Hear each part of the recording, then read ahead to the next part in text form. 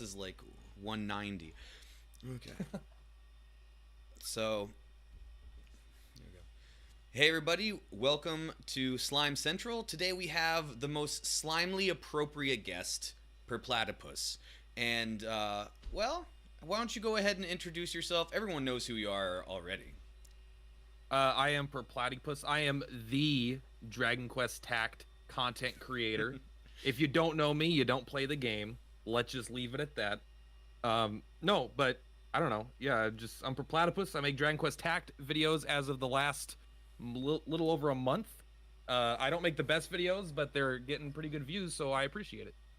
Right, and I think the way that I would like to measure success within our little sub-community from now on is the amount of subscribers someone has gotten since they started doing the content, right? And I believe you have by far the largest at like 1.2K of growth since you started doing the videos.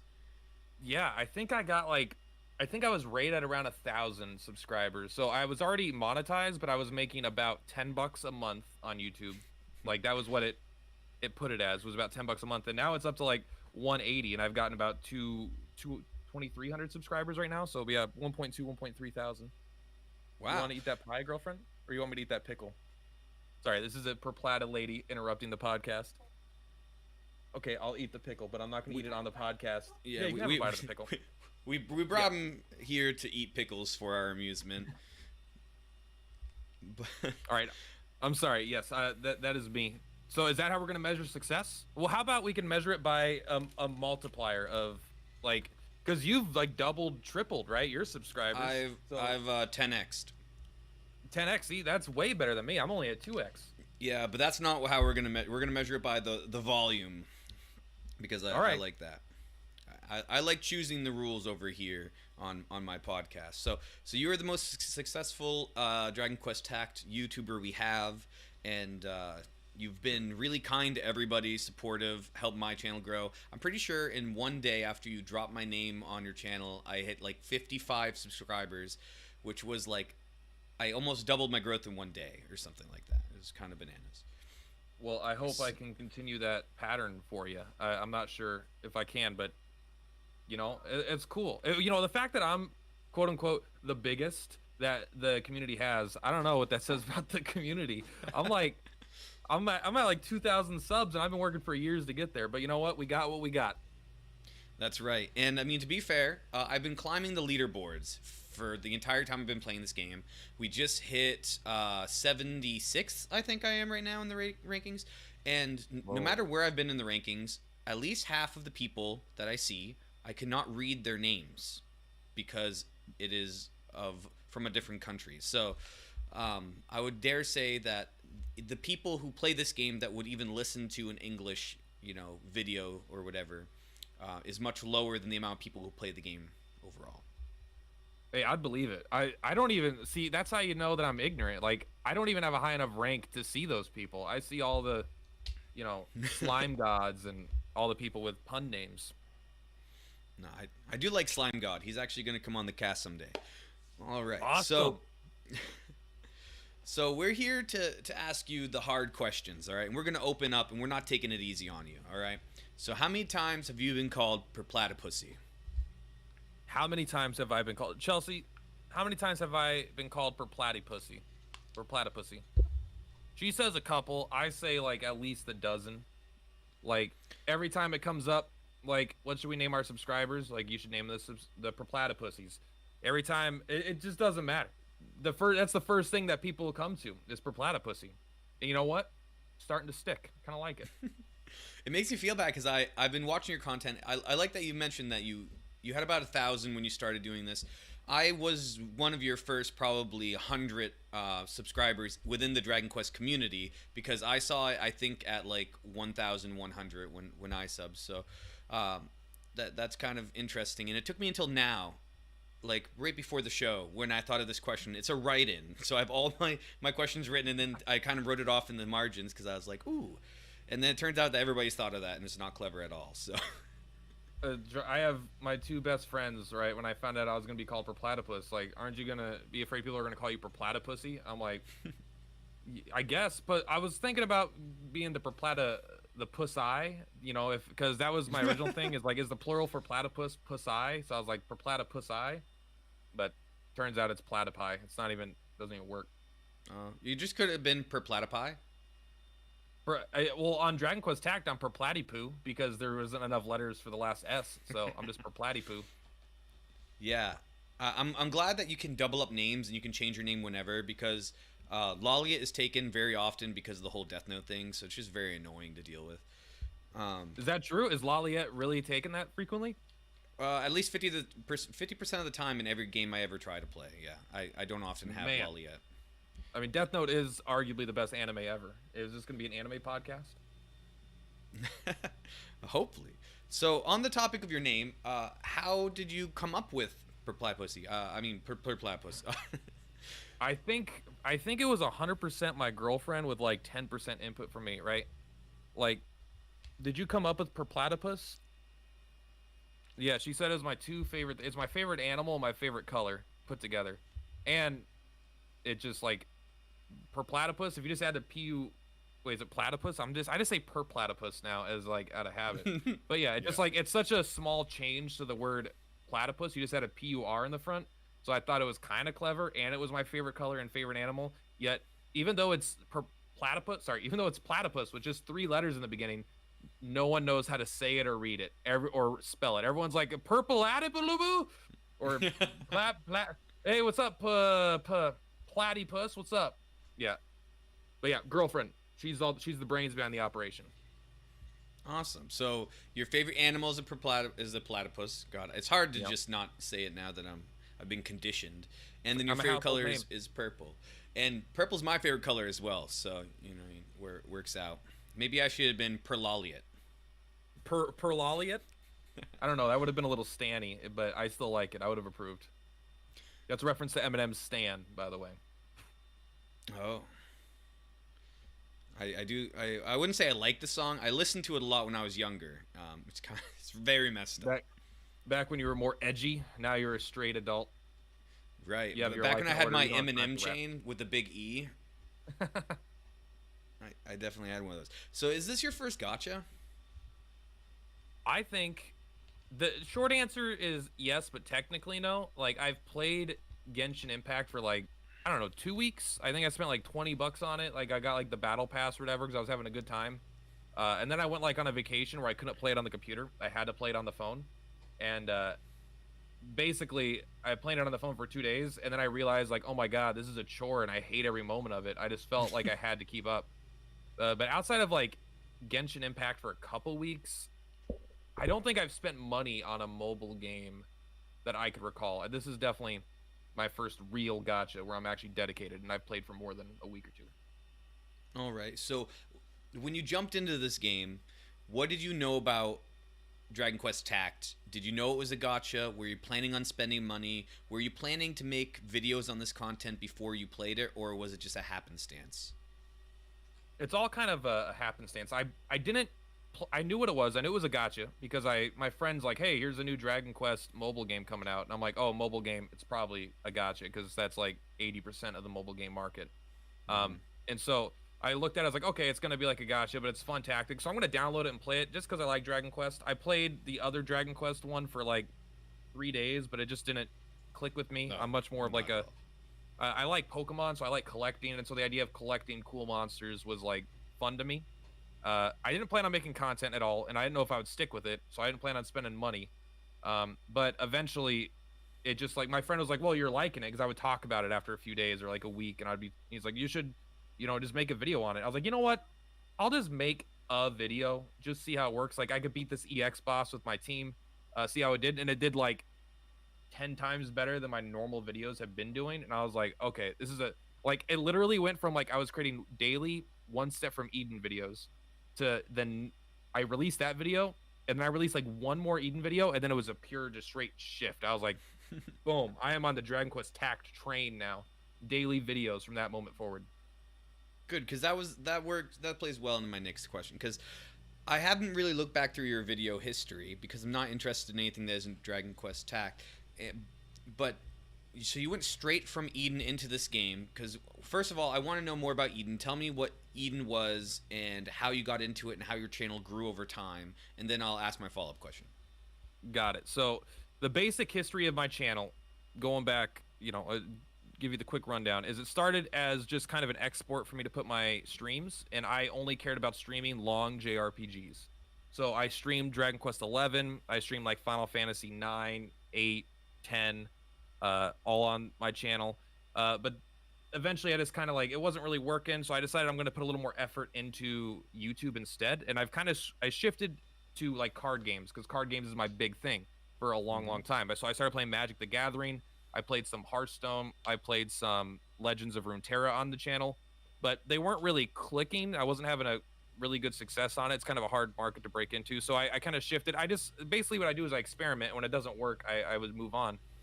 So then I started doing roguelites, like Binding of Isaac, One Step from Eden is one, Curse of the Dead Gods, anything that had a roguelike in the title was basically a game I was playing. And the reason One Step from Eden stuck as opposed to everything else is because I made basically there's this guy who makes Hades content. If you ever played the game Hades, by Supergiant Games, he's Jawless Paul. He's like a good friend of mine here on YouTube. And he was like, hey, he has like a couple thousand subscribers, and he was blowing up because Hades was blowing up. I promise my girlfriend's fine, that she's just yelling at the cats. They're eating her food. But the basically he what was I saying? Yeah, he was like, hey, you should make a guide, because that's how I got big in Hades. I made a guide. So I was like, you know what? I'm gonna make a beginner tip guide video for One Step from Eden, which is a roguelike. It's kind of like Mega Man Battle Network, if you ever played that. Basically, you've got 12 tiles on your side, they've got 12 tiles. You build a deck, with synergy, and then you use this in real time to deal combat damage and blow up the enemies. And if you die, the run starts over from 0. It's not like a progression. It's like you're always starting from scratch, like Binding of Isaac or something. But the first guide hit, and to this day, it's my most popular video. And so that's why I did hard on Eden for like a full year. And then eventually I kept branching out, trying this game, and then my Dragon Quest Tact video hit. So I was like, this is my time to jump off Eden, because I've been playing it longer than I want to. But that video is at my first Eden video that I made is at 16,000 views right now. That's my most viewed video. 16K. That's big boy numbers. So I had never even heard of that game. It's not monetized? I couldn't monetize videos. I could only monetize videos since like January or something, and you December. Can't retroactively monetize them? I have gone back just in the last actually like week and monetized it. I don't even know if it gets views anymore though. Right. Yeah, that is unfortunate. But yeah, that's another thing I was curious about, because I'd never heard of this game, Eden. I didn't know what it really was about. So you were playing basically, tell me if this is right. Is it a lot like, why can't I think of it? What's the most popular in that genre? I would say the most popular in the genre is probably the Binding of Isaac. Binding of Isaac. Okay, so it's probably not like the game I'm thinking of. But I'm thinking of like these roguelike card games where you climb towers and stuff. Okay, you're thinking of Slay the Spire then. Yes, for that's sure, what I'm thinking of. So people will say it's like Slay the Spire, and that's an easy comparison, but I would say in actual gameplay, it's not really that similar. It's very, like, if you've ever seen or heard of a Mega Man Battle Network game, it's literally a Mega Man Battle Network, but it's run-based instead of story-based. So you will go through like a 40-minute, 20 to 40-minute run, and then you start over and do it again with a new deck, new synergies. But it is like Slay the Spire, where every time you go through, you get like a choice of 3 cards, you can add it to your deck. But the deck building synergy is very unimportant in that game comparatively. Slay the Spire, you have to be really good at deck building, and One Step from Eden, you have to be good with your dexterity skills, basically dodging and stuff. Okay, but the important part, I guess, is that you're doing a new run over and over and over. So you were just playing the same game, but obviously it plays out different every time. That's the point. But for a year, so I can definitely understand how that would have, been a grind to you, and you would have been happy to do something else. Yeah, for sure. And it's the game didn't get I got one update in the whole year, and it's like one guy, it's one developer. I don't blame this guy for not updating his game constantly or giving it a DLC or something, but I was kind of the same spot as Dragon Quest Tact. I was the only person making content. A bunch of people made content for about 2 months, and then YouTubers move on. I was the one that didn't move on, and so I was the only content creator for One Step from Eden for like 9-10 months, and now there's probably no one making it for the game now that I've moved on. But yeah, that's crazy. So walk me through what it's like. You drop the video, it gets like thousands of views. how many subscribers do you have, and then walk me through the next year as you slowly build towards 1,000 subscribers. You know what? This is a great time for me just to pull up my analytics here. Subscribers over the last 365 days. Let's take a look. Honestly, if you look at the last year, almost all my growth is when Dragon Quest TAC dropped. Like almost like I'm not joking. When I look back at the last year, April 18th of last year, 7 subscribers, 8 subscribers, 3 subscribers, 1 subscriber, 10 subscribers, 2. So it's just like, it is a battle for every individual. Every day is like, and there were days I lost subscribers. It's not like for Eden, I got like, I mean, it's probably over a year though. Let's see if I can go lifetime. I got the most I ever had in Eden was 20 subscribers in one day. So I got like, I went from like 30 to like 200 to 300 subscribers over like a week or two, which is cool. But then still, it's like every day is like 1 or 2 subscribers, like 7 on a really good day. And then Dragon Quest TAC, 60 subscribers, 100 subscribers, 30 subscribers. So Eden was definitely a long grind, and this was more of a burst for sure. No, that's really cool. And I think it's helpful, especially to like me and Jax and Matt and all of us guys who are kind of newer to content creation on YouTube. And, you know, I think for actually all of us, this is really our first game that we've been covering seriously. So it's cool to see how like you really, and you probably got like 50 subscribers in the last year after you hit your initial boom, and you were kind of just grinding it out until you hit the new game, and then you got like, I mean, like you said, like 1,300 in like a month and a half, which is crazy. Tell me if it shows up. I'm gonna share my screen and see if I can just show you the, not go live, just do it. Okay, let's just do that. Okay, I don't think that's gonna show up. I think I messed something up. I was just gonna see if I could show you my screen and show you the exact numbers here, but we'll stop that. I guess that's not gonna work as easily. Yeah, but I appreciate you sharing that, because it's definitely been one of those things where I've been very fortunate, because I've streamed never any one game seriously on, or I'm sorry, not stream, YouTube. I did used to stream seriously card games, and I still had a hard time with that. I never got over 100 of you, whatever they do on Twitch. But you have over like 1 point something K, right, on Twitch. Yeah, I honestly, I feel like there might be a lot of robots in there, but over time I'm less sure about the robots. But like, I definitely had a moment where I had no viewers, and I was gaining 100 subscribers a night while I wasn't streaming, like, which is obviously not genuine. But I've went through my followers now, and it looks like they probably cleared most of the bots out. Like, there was just like 100 a day of just like Super Dope 18222213, Super Dope 281123. I'm like, okay, this is clearly a bot situation. But that is weird. Like, why would they do that? What's the benefit for the bots? No, it's even like, it's even worse because it's an anti-benefit from me, because everyone else could use followers to kind of track growth, but mine was just a completely fabricated number that meant nothing at the time. Now I'm at the 1,400 followers, and I think those are basically all legitimate, unless Twitch didn't clear them out. But still, yeah, I wanted to go over how serious of that number. You know what I mean? I've been at the top of a card game that it was a small card game, but it probably had about as much of an active. It was loyal, so I had about 20 to 30 viewers every night that I streamed, about 5 nights a week. I did that for about 5 months, but like I said, never broke 100. So the years of work that you put in, in dealing with all these bots in order to get successful. And it's kind of cool how you got successful for 2 different things on 2 different platforms, and they're both pretty large followings now that you can kind of cross-pollinate for yourself. For sure. Like, it's because I've touched so many games. I think also, like, I streamed Legend of Dragoon, just like an old JRPG, and I got like, that's my favorite. It's like one of my favorite games of all time. So I streamed that. I actually have a YouTube video of some Twitch highlights, and there's one that's only highlights from Legend of Dragoon that you might like. But for sure. The point is, like, I've just I get, every time I touch a new game, you get some followers. Someone's like, oh, I love this game. So sticking to one game, I could totally understand how it's like, you got all the followers, right? You got everyone that was watching is already there. So I think I've had, at least in Twitch follower numbers, I've kind of had an advantage because I don't stick around too long. But I've been pretty consistent for a long time, and this is where most of my growth has come from, so I don't know. Yeah, this is the second thing I wanted to get on. So how long have you been streaming for? Because we know, like, videos, you've been doing what, like, probably about a year and a half of steady content for YouTube. But how long were you doing Twitch? Twitch way longer than YouTube overall. YouTube is actually the relatively new one. I basically made a decision. I'm like, hey, I've been doing Twitch for 2 years, 3 years, you know, maybe even up to 4 years.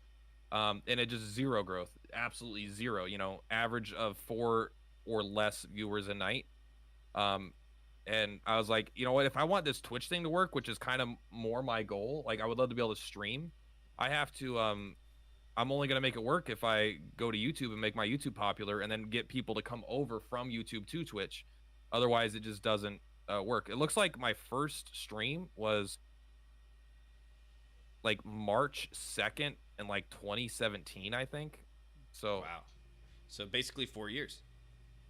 yeah, and that's a long time ago. My average, so just to give an idea, if I go over my average viewer count, I'm still at 4.9 from my lifetime. Right, but I'm sure recently it's been a lot better. Probably. I'm at time streamed 2,153 hours. Man, this is fun. My last 7 days, I've only streamed 4 times, and my average viewers are 15, so it's alright. It's already like way higher. I've never seen lower than 13, and I jump on whenever I get a chance when you're streaming. So that's really cool. So walk me through the contrast of the two different mentalities of the first couple years you're streaming, nobody's watching. You're streaming to no one or one person or a couple of bots. How do you deal with that? And then afterwards, I'd like you to explain how great it's been for this explosion. I was there when you hit like 60-something concurrent viewers when you were doing Sly and Heart pulls. Talk about those two things. Well, for when you're putting in the grind, I guess, and having just no one watching, I kind of think of it as almost like, I don't know, like your first job. It's just like, it's good exercise. Like, you got to think of it as exercise, because if you're not, like, you understand quickly, if you're not talking as if there's people there, if someone comes in, they're gonna leave, right? Like, if you're not, like, I have people come in, like, who are you talking to? It's like, I'm just, like, one person would come in, it's like, there's no one in chat. It's like, it's like, I'm just talking as if there's people there, because you need to be inviting. If you're sitting there playing and then you see someone and then try to interact, it's too late with a 30-second delay or something like that, or a 10, like, you've already lost them. And it's not like any fault of your own. It's just like they're looking to be engaged, and if they see someone being quiet, just doesn't work. So it's really, it's like going to the gym, kind of, you know. You just build up that skill. And a lot of people stream for different reasons. Like, I have friends that stream that just do it because they're nervous to talk to people, and it helps them overcome that by doing it like through two anonymous people on the internet. But it's kind of like, I thought of it as like having McDonald's as a job. You know, it's like a first job. Like, it's something that kind of sucks, but it's useful, and you learn a lot of basic skills that you don't have just from high school, you know. So it's like, nothing really prepares you to be a streamer until you've started doing it, and you're just going into the gym, quote unquote, and getting the skills. And not that I'm like some crazy good streamer, but, you know, I not to pass judgment on anyone else out there in the, you know, small numbers, but a lot of times I'll look at streamers, because I like sorting by small to large, because I like, you know, as a small content creator, I like to try to support other small content creators. And I'll just be like, you know, sitting there.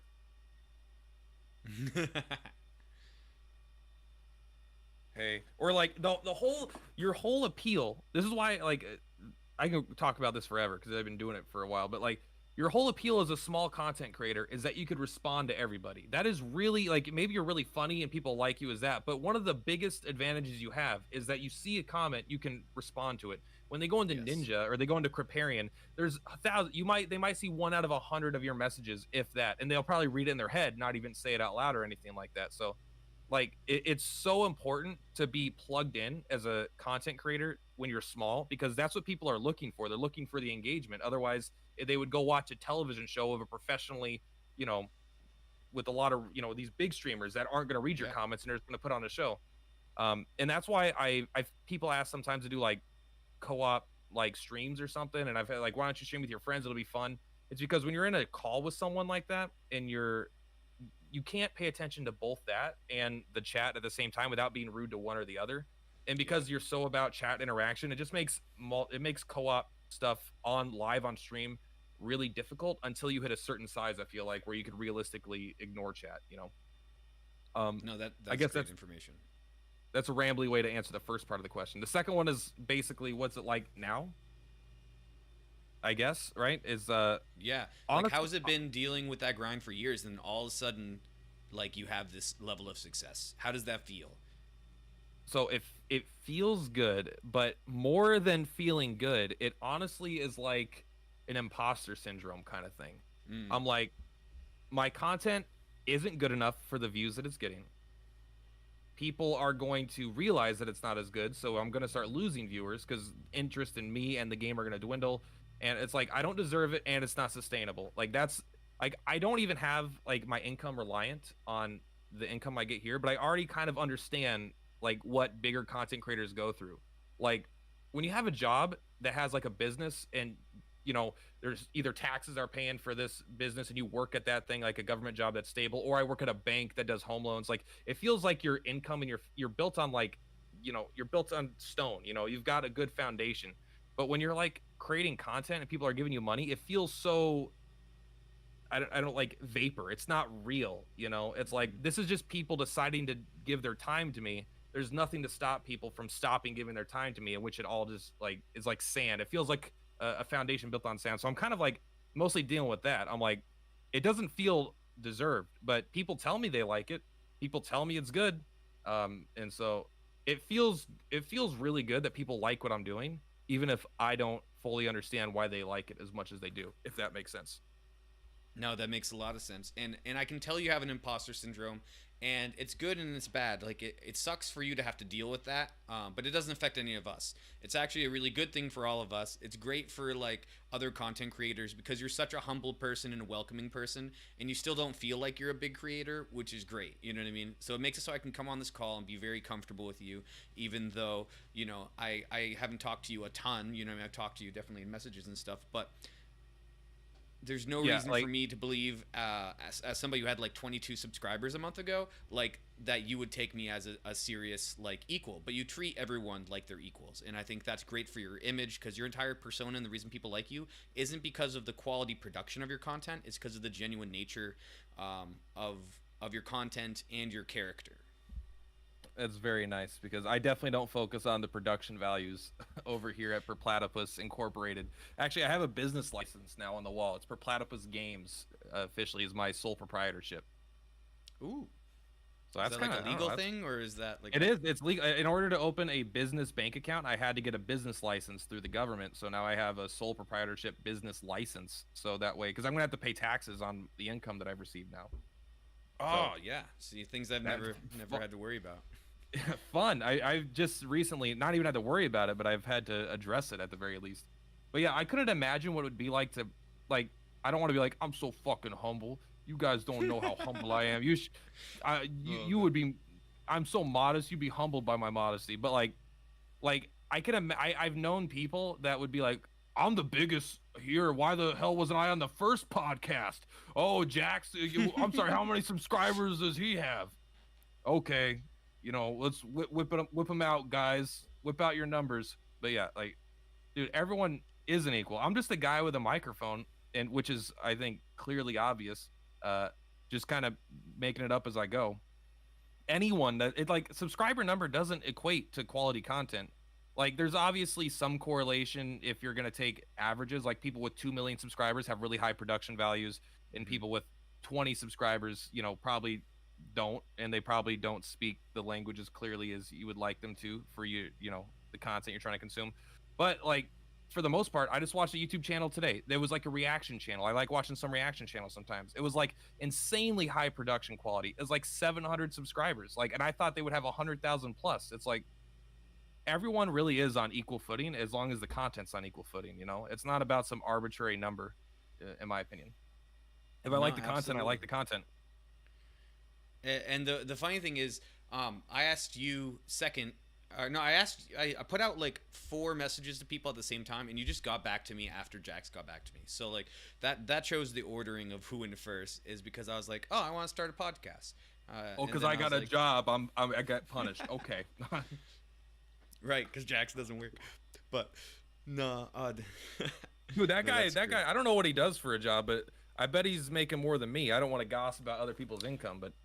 He's making bank. Don't you worry about Jax. All right. So I'll say that with absolutely no concrete reason to say so. But no. Well, he seems comfortable, and we know that he's dropped X dollars on I don't know how much. I'm gonna guess 1,600. I have no idea. I haven't spoken to him about it. That has He to be didn't the throw a number. minimum based on the math that he gave us. But yeah, I don't really want to assume that it's much larger than that. But the crazy thing is, I know the guy who's above him has dropped at least 3 times that, based on just like some math numbers I ran. So the fact that he's been so close to that person just shows you how, I would say, much better he manages his resources in comparison to that person. Dude, I could talk about Jax all night. What a nice guy he is, right? Dude, he is. And, he's just he's very well genuine guy, spoken. too. He's intelligent. All of you guys are actually really smart. I've talked to like everybody in the content community that I've talked to. Like in private conversations, they kind of trail off and leave Dragon Quest tact. And everybody's like really intelligent and well spoken. And like even if they don't have a really good educational background, they've like self-educated themselves and just are kind of worldly. And I don't know that. I think that's a fun fact of our community. I graduated high school. I'll have you know, I'm very highly educated. Okay, that's the highest legal requirement. I mean, I don't even know if it's a legal requirement. I work at a school that particularly takes dropouts, so like, you know what I mean. So, all right. So back to the content at hand. All right, we've been answering some of the stuff as we go along. I mean, I like to try and make things look effortless. Hey, I'm a rambler. Wow. I'll talk. Who knows what kind of topic I'll bring up? We could just talk about the education system for an hour. I'll be fine. I don't know anything about it. This is blowing my mind. We've hit like 9 of my questions, and I only actually looked at the paper twice. But all right. So, what is the yummiest monster in Dragon Quest Tact? The yummiest monster? That's a good question, actually. I didn't know that we were getting serious here. I would have to say, man, and obviously it's gonna be a slime. No one's gonna choose fucking Nightclubber as the yummiest monster. I'm in my head, I'm like thinking lemon slime because obviously it's lemony and good, but her wobbliness, Queen Slime, she's a little yummy if you know what I mean. She's got those ice chains. Yeah, we're gonna go with Queen Slime. I think she's got the globules for me. I don't know how to say that word. Yeah, she's some sort of dominatrix or something with her icy chains. She's got all the right curves in the right places. One big one all the way around. All right, and now I'm gonna make you pick a non-slime, and that was one of my questions because I knew you were gonna pick a slime. See, so yummiest non-slime. Yummiest non-slime. Oh my god. Is there a list pulled up? Yeah, you know what? I'm not even gonna ask what yummy means. This is definitely open for interpretation. Yummy could be whatever you want. It's whatever you want it to be. So I mean, I think the original connotation we came up with Jax was edible. What would you want to eat if you could eat a Dragon Quest monster? If I could eat any non-slime Dragon Quest monster, let's take a look here. I'm gonna quickly take a look at the list because I don't want to half-ass this answer. I want to whole ass the whole thing. I refuse to pick any of those stupid clouds. You know what? This is the only way you're gonna keep credibility in the community is if you come up with a good answer here. You know what? I'm gonna be honest here. I've looked through them all. I would gladly eat Bullfinch. That guy looks like a buffalo wing. He looks delicious. Yeah, he does look delicious. Yeah. All right. That's a great answer. Okay, so now that we've dealt with the serious questions, let's go back to the easy questions. These, I know you've talked about this before, so we don't have to go super deep into detail, but I think this is something that the larger community needs to know. And are your parents really strippers? Yes. Well, they're not currently strippers. No, I should put that on record. Neither my mom nor my dad is currently a stripper. However, my dad was a stripper known as the Silver Fox for many a years. And he lived in Hawaii, and he met my mom in Hawaii, and he got her into stripping because he's like, what are you doing? You could be making like $600 a night. And that was back in like the 80s, so that was like, it's good money now. It was really good money then. So yeah, they both took off their clothes for people. My dad worked for Chippendales for a while. That's cool. We don't have anything like that around where I live, but I'll trust your experience on that. And I haven't tried to take up the mantle or anything, but I've been tempted. I've been tempted. I mean, you got the DNA at this point. Exactly. Honestly, my dad doesn't know how to dance, but he just weightlifted for a long enough time where I guess he was just real hot. I don't know. I haven't asked anyone about what my dad's junk looks like, but I I assume there's a think lot of ladies out there that know. that makes sense. I think physical fitness and junk in your trunk is the two most important things. Dancing, is secondary. I So I bet want the to take this. silver hair helped a lot though, but I'm sorry, you continue. No, no, absolutely. Because that's one thing I had to ask you on your stream. Because I was like, carpets, mats, the drapes. Like, what's going on? Yeah. Because I honestly thought you dye your hair platinum. Because on stream it shows up probably a little different than it does in real life.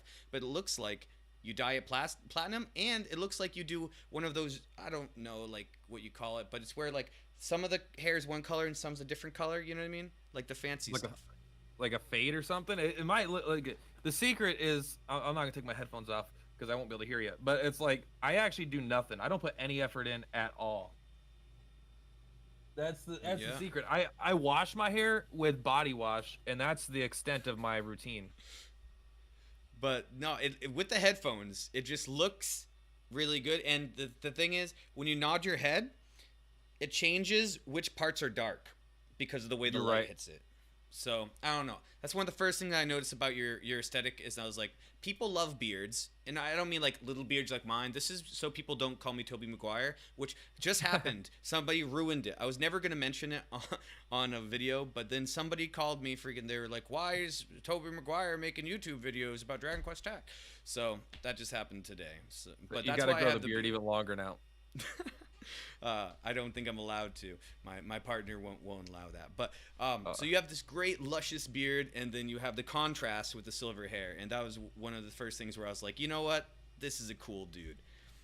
So this is a good time to take a shout out. We will have timestamps down in the description, so because we're going to go on as long as we feel like going, but we want you to be able to see the content that you want to see. So all questions will be professionally done. And I'd like to shout out Chase Games is the one who does that for us.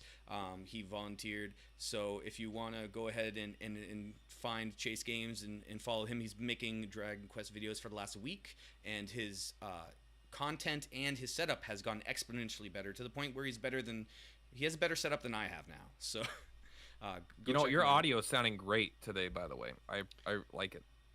Thank you. Yeah, it turned out that my camera was the audio picking things up after that whole debacle where I got logged out of Twitch and everything and things got reset. So if it wasn't for you actually, who helped me out free of charge, you messaged me and you said like, I don't want to be that guy, but your setup sounds like shit. What can we do about it? And I was like, I dude, didn't. don't I know didn't what say to it do. sounds like shit. I was very particular. Like I could. No, I you could be actually funny were really like that, kind. but Yeah, but no, if you wouldn't have told me, I wouldn't have known because I don't watch my own videos. And up until what happened with Jax, where we lost the audio, I didn't test my audio before sets, and I never watched it before I uploaded it. So now I do all of those things, just to make sure.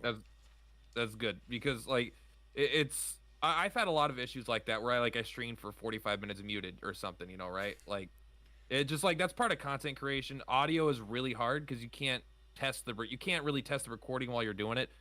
I do have a button right here that lets me hear my own voice when I want to. I just hit that and I can hear if I'm coming through with a voice changer or something. But even then, that doesn't really translate to the recording until after you have it and then you record it. But really quick, I just want to say I've been watching Chase Games videos. I liked it a lot. I heard him shout you out as well.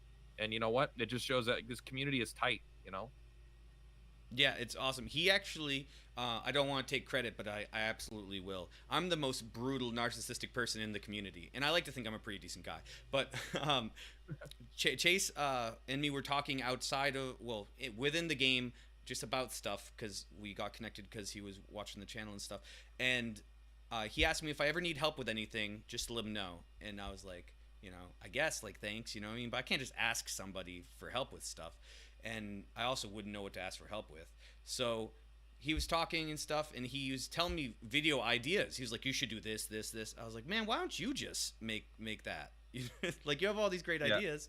Like, you make the video. He's like, oh, man, I don't know anything about making videos. And I was like, you know just as much as I do. Like, go do it. So before he made his first video, I asked him, I was like, yo, you offered before. I was wondering if you're still willing to do it. I don't want to go through and listen to my own podcasts and write down all of all of the times. He said, "Yeah, no problem, man. I was gonna watch it anyway," and he did that for us. So Awesome. I really appreciate that. Man, what a cool guy. That guy is so awesome. And that's Like, just the story of everybody. You've inspired I deal more with in people the to create community. content than I have. No, actually, you and Mad are the reason I make content, because I looked at what you guys do and I was like, what? I could do this. I could do that.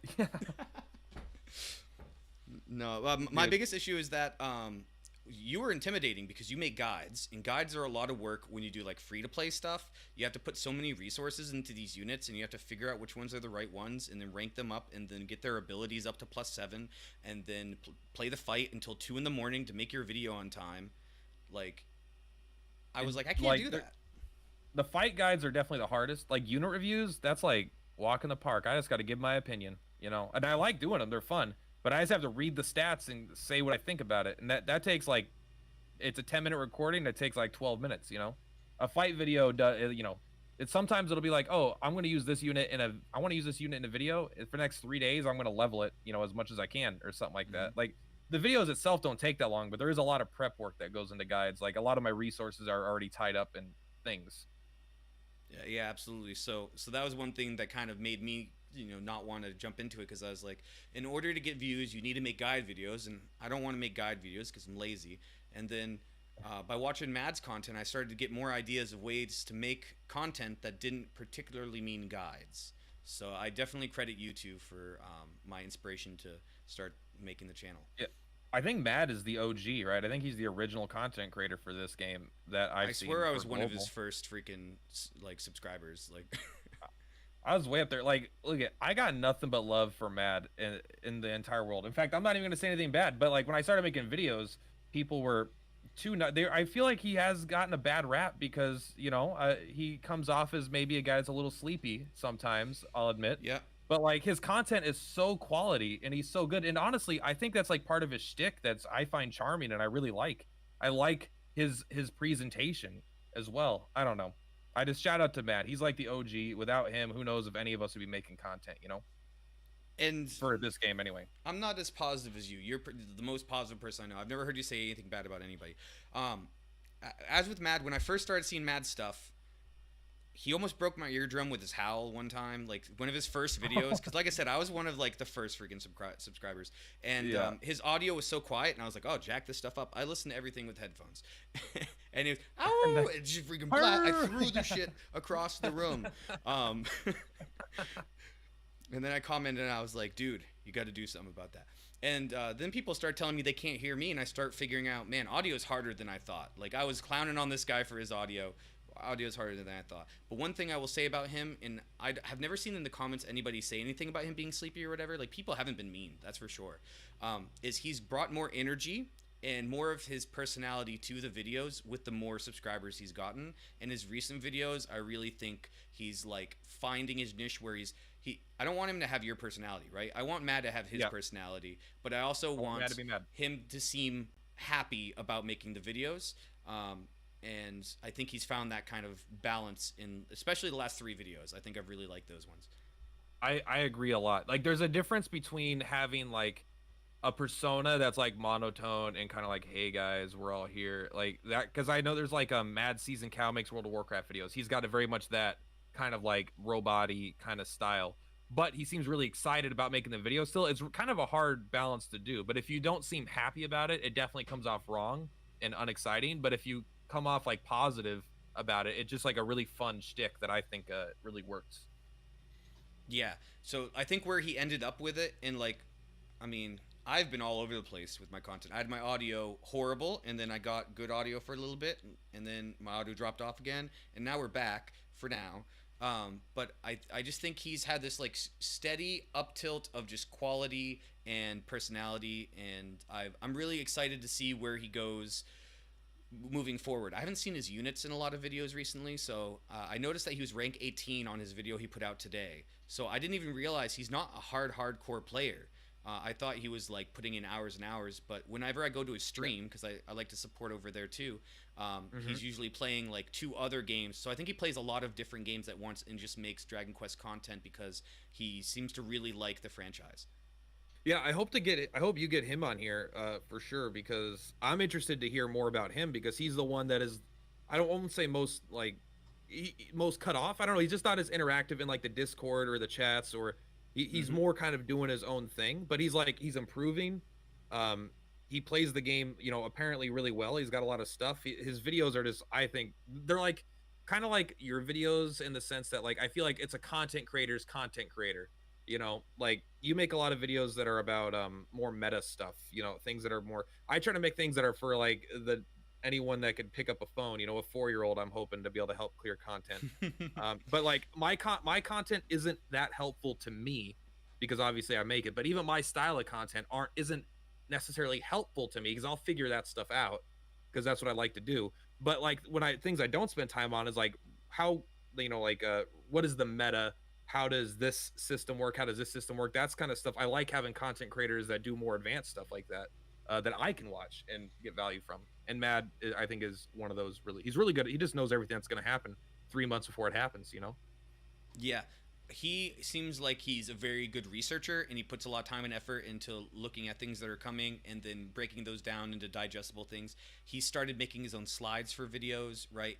So has Jax. So they're the only two who actually make slides. Like, it's not like I'm putting together a PowerPoint presentation for you guys, Yeah. So I like that stuff. He will be on week 5 of the podcast, so I'd like to go ahead and announce that. So we will be getting him. And I like you said, he's not that I don't want to say he's cut off from the community because he could come anytime. We would always welcome him.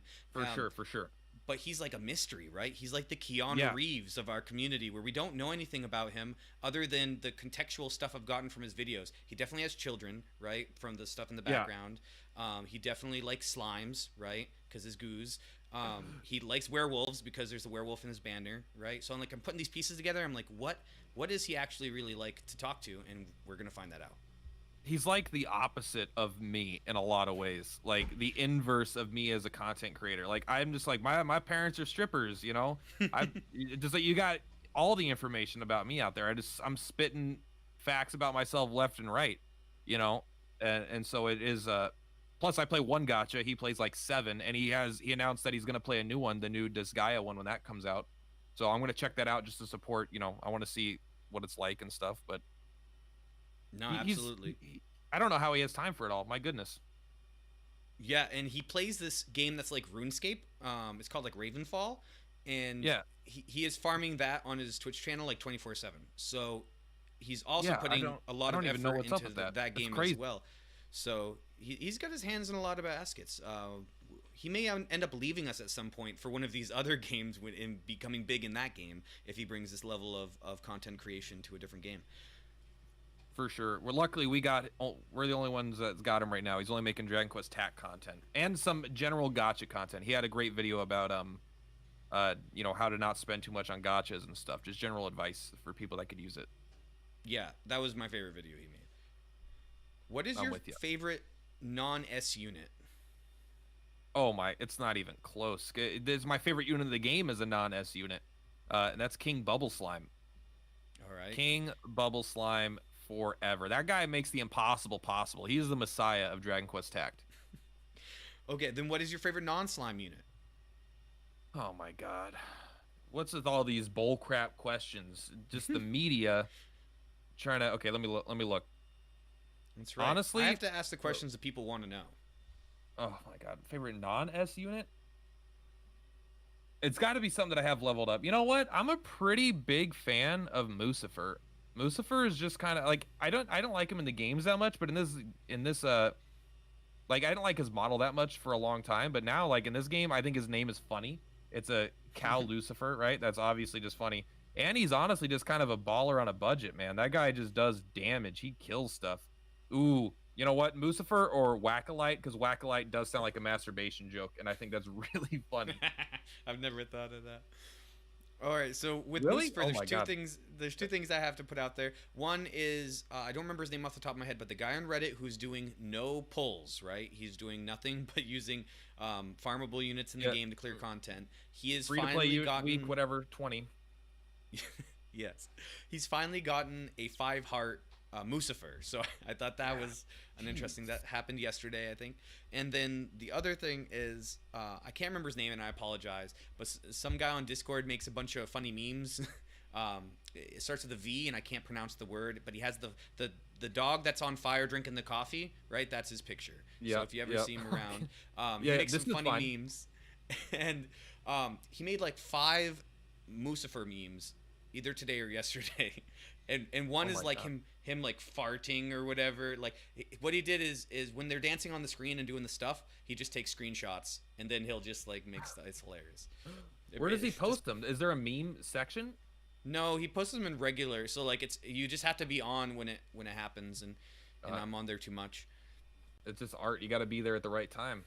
Okay, I got it.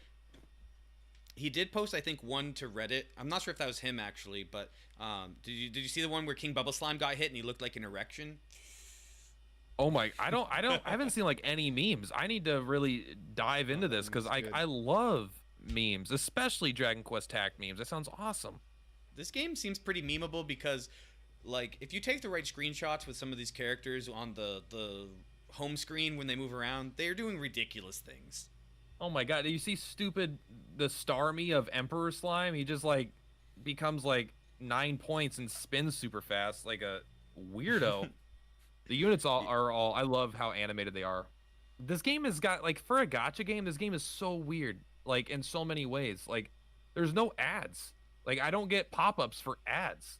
Like I've opened Raid Shadow Legends and I've played that like a couple weeks. But it's just like $30. Like this game, I'm like, can you give me some more ads? I would like to buy something, please. It's just like, and it gives me some of the strongest units in the game for free, and some of the expensive units aren't that good. It's just like, I don't know. Like this game feels like it's only, like it's expensive if you want to buy all the units, but outside of that, spending money isn't necessary, I don't feel like, man. It's like crazy. King Bubble Slime is the best tank in the game right now.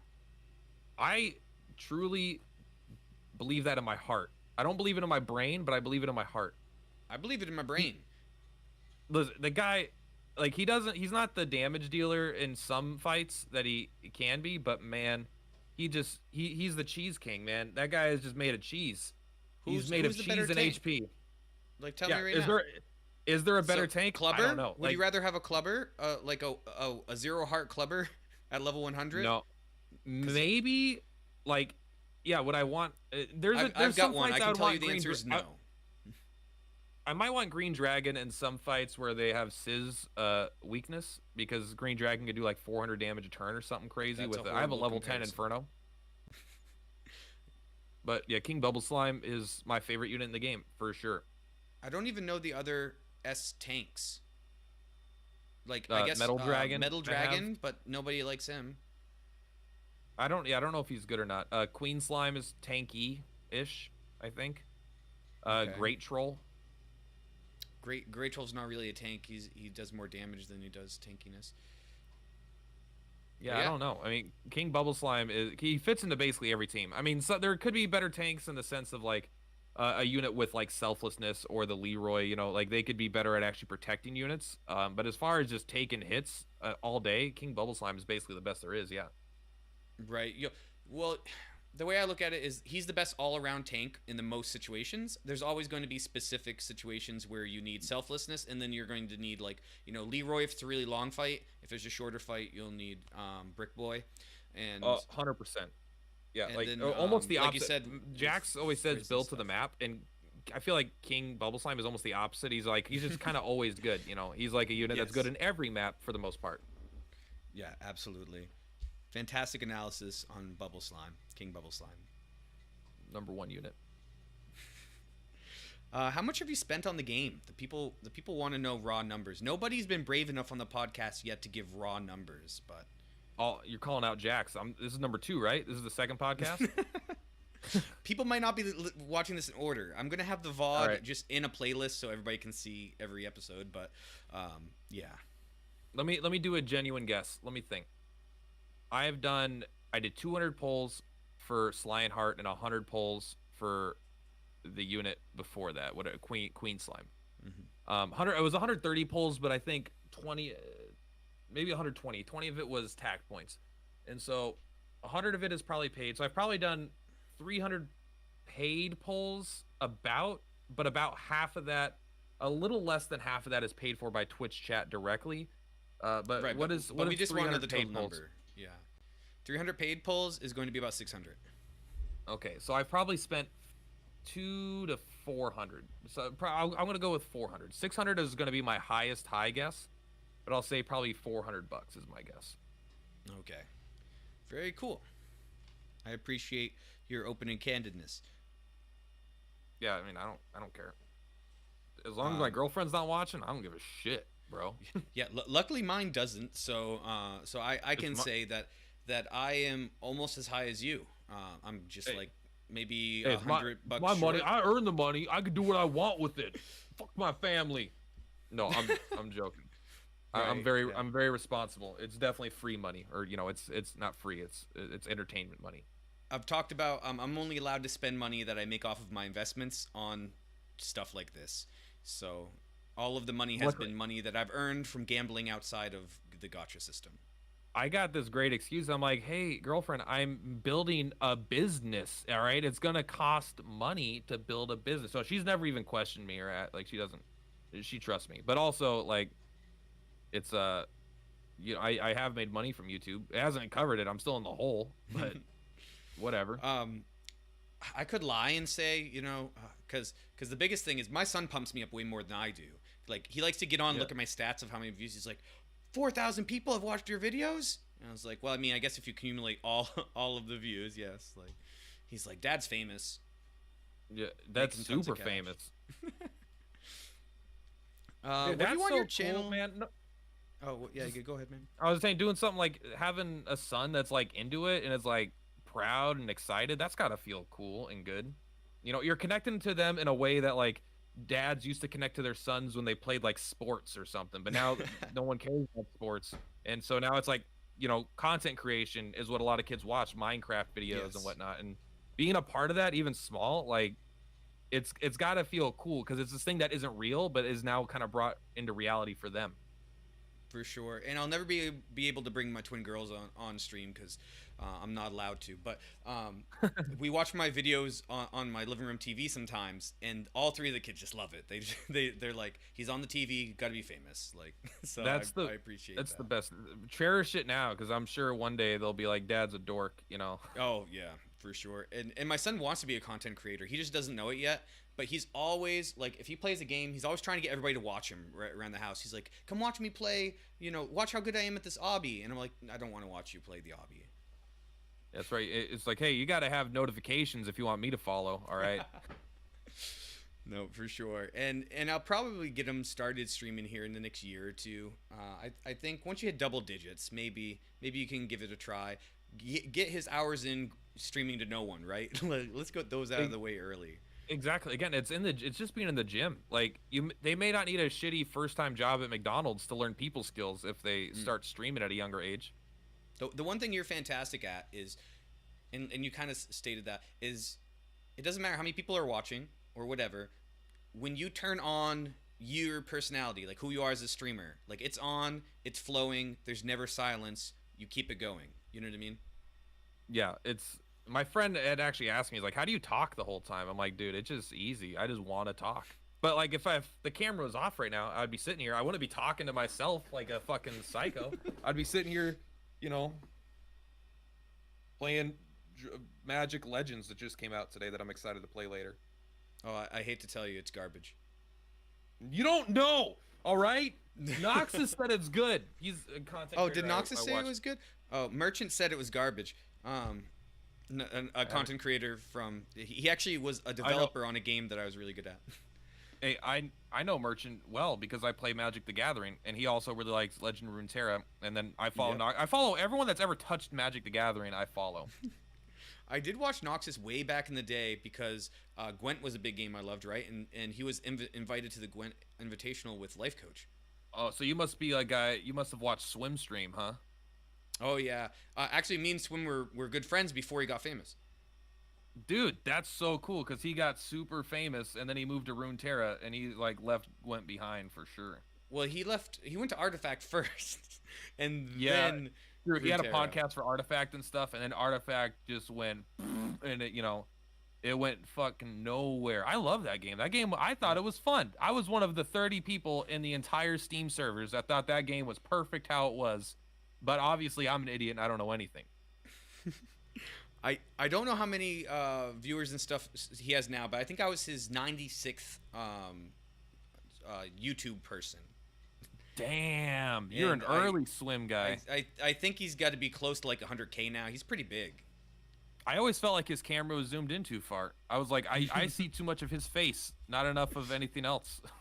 Oh, dude. But that's like, it's all, funny like, because you I make like- I jokes like about Swim. being sloppy, dude, but Swim has the sloppiest setup. Like, it's his persona is just like the sloppiest possible. Yeah, it's like Asmongold, but like Swim is the only person I've ever watched on stream where I was kind of like, you know, I had that thought in my head. I was like, it's like I enjoyed his content enough, but like I was kind of like, it's a little. He seems like he might need a shower, you know. Oh man, the way he talks and thinks about the game is just so close to the way that I internally have always thought about it. So I just always was drawn to his content, and if he ever touches a game that I like again, I'll always go back to him. Oh, he's such a good video game player. He knows how to analyze things in such a good way. Yeah, Better and than I me. think I'm one not of that the good. important things is like lots of people can analyze things. Like I can tell by the way, and I don't mean this as a backhanded compliment to you, but I can tell by the way you play the game that you're very good at understanding the mechanics of the game and preparing for particular maps and stuff, like building to the map. But the way you explain things is much more, I don't know, not analytical, right? I don't know how to say it without sounding insulting, but it's a personable, like you sound First like grade. a person who has friends. Like you Yeah. don't sound like the guy with the pen pocket protector and stuff, but that's how Swim comes off. He comes off unbelievably analytical and like you need to have a big brain to listen to him is how he makes you feel. Yeah, and I kind of try to go for the exact opposite approach with my kind of content. Like if I'm making a guide of how to go through something, I try to explain what I'm doing and why I'm doing it, but I don't feel like I need them to understand the exact numbers or you know, I don't know. I just try to keep it like I want you to be able to follow this and make your way through it, but I don't want to sit here and give you a math lesson, you know, or something like that. One, because I didn't do the math lesson, right? Like I'm not that smart. I just like I'm a decent problem solver is all. See, I disagree. Don't stop being humble. I think you think about the game on a very high level, and it's just you present it on a lower level so it's accessible to more people. Maybe I don't even know if I do that intentionally. I just try to make. I guess maybe I do. I just try to make things simple for people. I want my main goal as a content creator is two things. I've got two main goals. It's probably inefficient. I should cut it down to one, but it's to help as many people clear content as I can, because the second free-to-play players are unable to clear content, they're going to abandon the game. Once that fear of missing out, they can't get that EX badge and they feel like they're never going to be able to get it. You know, it's different when you don't get a unit you want. I can't do anything about that. But if you're not able to play the game all the way through, people start exiting, and then it becomes a whales game, and then the whales end up exiting because they have no one to be better than, right? It's just them competing against other whales. And so everything works better when everyone can complete the content. So that's my first goal. My second goal is to grow the community in general, which is kind of tied into the first goal, but like help other content creators, help people stay into the game, help more and more people get into the game, you know, do free advertising for the game, do free guides for the game, just do what I can to help the game grow, because Dragon Quest has never been super popular here in the West. It's the best it's ever been, but doesn't make it good. You know, it's not Final Fantasy, you know, where we'd have 300 million downloads just for having, you know, Noxus on the front or whatever it's called. It's not even his name, Noctis. I don't know, but I don't know. Yeah, I want the game to grow. I want the community to grow, and if that means helping content creators and free-to-play players alike. I don't think the whales need the help. They've got other content creators and stuff for that. I think they've got Jax. All right, you can auto all the hell maps you want. Okay, Jax, it's fine. That's your category. If you're a whale, you don't need all of those guides and stuff. You can just slam through, you know what I mean? And I'm getting to the point now where I'm close to a whale. Like, I mean, I did all my spending in, like, the last 3 weeks. I really didn't spend at the beginning, which is, like, I wanted to organically climb the ranks and feel everything and then decide if I really wanted to invest in the game, which I decided I did. So I'm not very far away. You know, when you're, like, whatever I am, 73rd, 76th, like, you're now a whale. If you're in the top 100, you're probably some sort of whale. And I'm working towards it. I've actually actively been putting in effort to my rank in the last 3 days. I've started ranking up all my other units and just started leveling them up. getting my box as complete as I can. I hadn't focused on that at all because I would only doing things that I needed for the units or for the fights. But now I'm like, I don't want to not use a unit because it's not leveled, and I'm like, ugh, it's not worth the effort. So I want to get like all my C's, all my D's. I actually want to make a tier list on D units or E units. Sorry, E, even worse than D, because there's like 5 units in there that are totally worth leveling and getting them for lots of reasons. Because there's some units with unique abilities in there that are really cool. No, absolutely. And I loved your guide on the baby kitty cat and how he was basically a budget killing machine.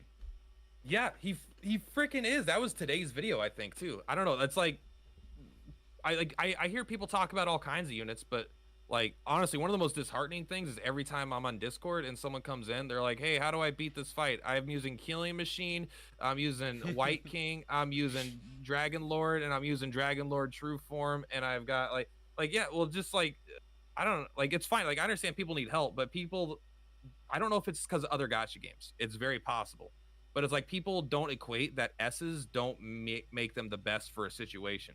People just assume that because it's an S, it's like so good. But like exactly, the Saber Cat, it's a C rank, right? It's 4 ranks from the top, right? There's S's, there's A's, and then there's B's. There's 3 ranks above it, and it's still almost as good as a killing machine. And it's better than a killing machine if a killing machine has no awaken, because it has 4 movement as opposed to 0. Guess 2. Who has no awakenings on his killing machine after spending 60,000 gems on the banner? Dude, when I started, my first 2 polls were killing machines. I was like, okay, they must be automatic. And I just didn't know that I got super lucky when I started. Oh, man. Frustrating. I did finally hit my first dupe on White Knight, though, today. So I'm excited about that. It's good. I think I have 0 of those, so good job. I need to spend more money. Much more. It's all about where you spend your money. Like, you spend your money to get slimes because, you know, you love slimes. So you do have almost all the slimes. Is that correct? I have every slime in the game for sure. And Slineheart's actually awakened 3 right now, so that's pretty nuts. That is pretty sick. And I normally ignore chat, but I just have to call out Jack. So Jack says there's no way people are manually farming ability maps. People are not farming ability maps. All right, so like only the top 10, 15 players are actually farming tomes because the rest of us haven't got that far in the progression of the game, or we're too dumb. So when the ability event hit like a week or 2 ago, I didn't really farm it because I'm an idiot, and so now I don't have any tomes, and I'm to the point where I need all the tomes to upgrade my units. So yeah, why did they not do it in the opposite order? Like everyone needs to rank up and then get the tomes, but it's like I don't know. That's one of the I can make a list of things I dislike about the game. That's not really one of them, but I feel like it was kind of a little tone deaf if you're gonna do both those events to do them in the order that you did. Absolutely. So I definitely regret not taking that seriously and not understanding how many tomes I would need in the future. Because, of course, to get to, like, +8, you need, like, over 100 tomes. Yeah, you need, like, 100 to get to... It's like, in order to get from 1 to 5, you need, like, 15, 20, you know? And then from 5 to 8 is, like, 60. And then from 8 to 10 is, like, another 200 or something, you know? It gets incredible. And I didn't grind any tomes. I'm grinding all my tomes now because I needed King Slime. I just have so many typeless tomes that I'm trying to rank up. And I'm doing mostly rank up materials right now. That's why I decided to rank up my whole roster. But tomes, yeah. And plus, like, who autos and farms A tomes? Who's got time for A tomes? It's B tomes, all right? No one uses A tomes for anything. Yeah. So I use skip tickets since I have like all of the like things on the tomes. Yeah. But I'm definitely not going to sit there and put it on auto. Mostly just because I don't think I have a team strong enough to do that. Honestly, I don't think I haven't even tried it. I don't want to throw away 20 stamina just if I don't. And again, I don't even need those. I don't need the A tomes yet. I don't use them for anything. True enough. What is your favorite banner? What do you think? No. Sorry, not favorite banner. I want to know what is the best banner. So people coming into the game right now, what banner are they pulling on? Well, I'm going to assume that tomorrow Zoma goes live, and I'm going to say that. Because right now, it's kind of a weird time because all of our banners end today or tomorrow morning. So if someone starts and they really want to pull before the new banners reset, you still should probably get Dragon Lord True Form, right? That guy's insane. I mean, I wish everyone would just get Slineheart and Queen Slime, but like they're legitimately probably just not as good as in as many situations as Dragon Lord True Form. But I think just hold for Zoma. Everyone talks about how big of a D Zoma's got, so Zoma's probably the big old dick in Japan that everyone uses still. That's true. Plus 20%. All right, to crackle. God, why is is all crackle damage? So that means it's just better than killing machines. It is spell. Okay, well that's still. But I'm sure that he's. but killing crackle. machines attack is still a spell. Is it? Does it count? I don't know. Chat will I don't let us know. This means one of two things. Either you can use Killing Machine in the Pyramid event because it's not a spell, or it's a spell and it works really well with him. But he's not meant to be a leader. You're meant to use White Knight with him, and he just does a crap ton of damage himself. He has a single target damage, and then he has the row of 3 damage, and they're both bananas. Man, I want Zoma. Well, hopefully people donate me enough money to get it, but I'm not spending any more. I've spent enough. I don't even use the units. Like, what am I spending money on if I don't even use the things that I get? That's true. I only get them because I love the dopamine when I climb the ladder. And what really stinks is there's only 4 units that I even want in the whole game, and they're just all independent banner units. So I wanted Zoma, I wanted Slyinheart, and I wanted Dragonlord True Form, and I want a Stark. But that's it. Everybody else I don't really care about.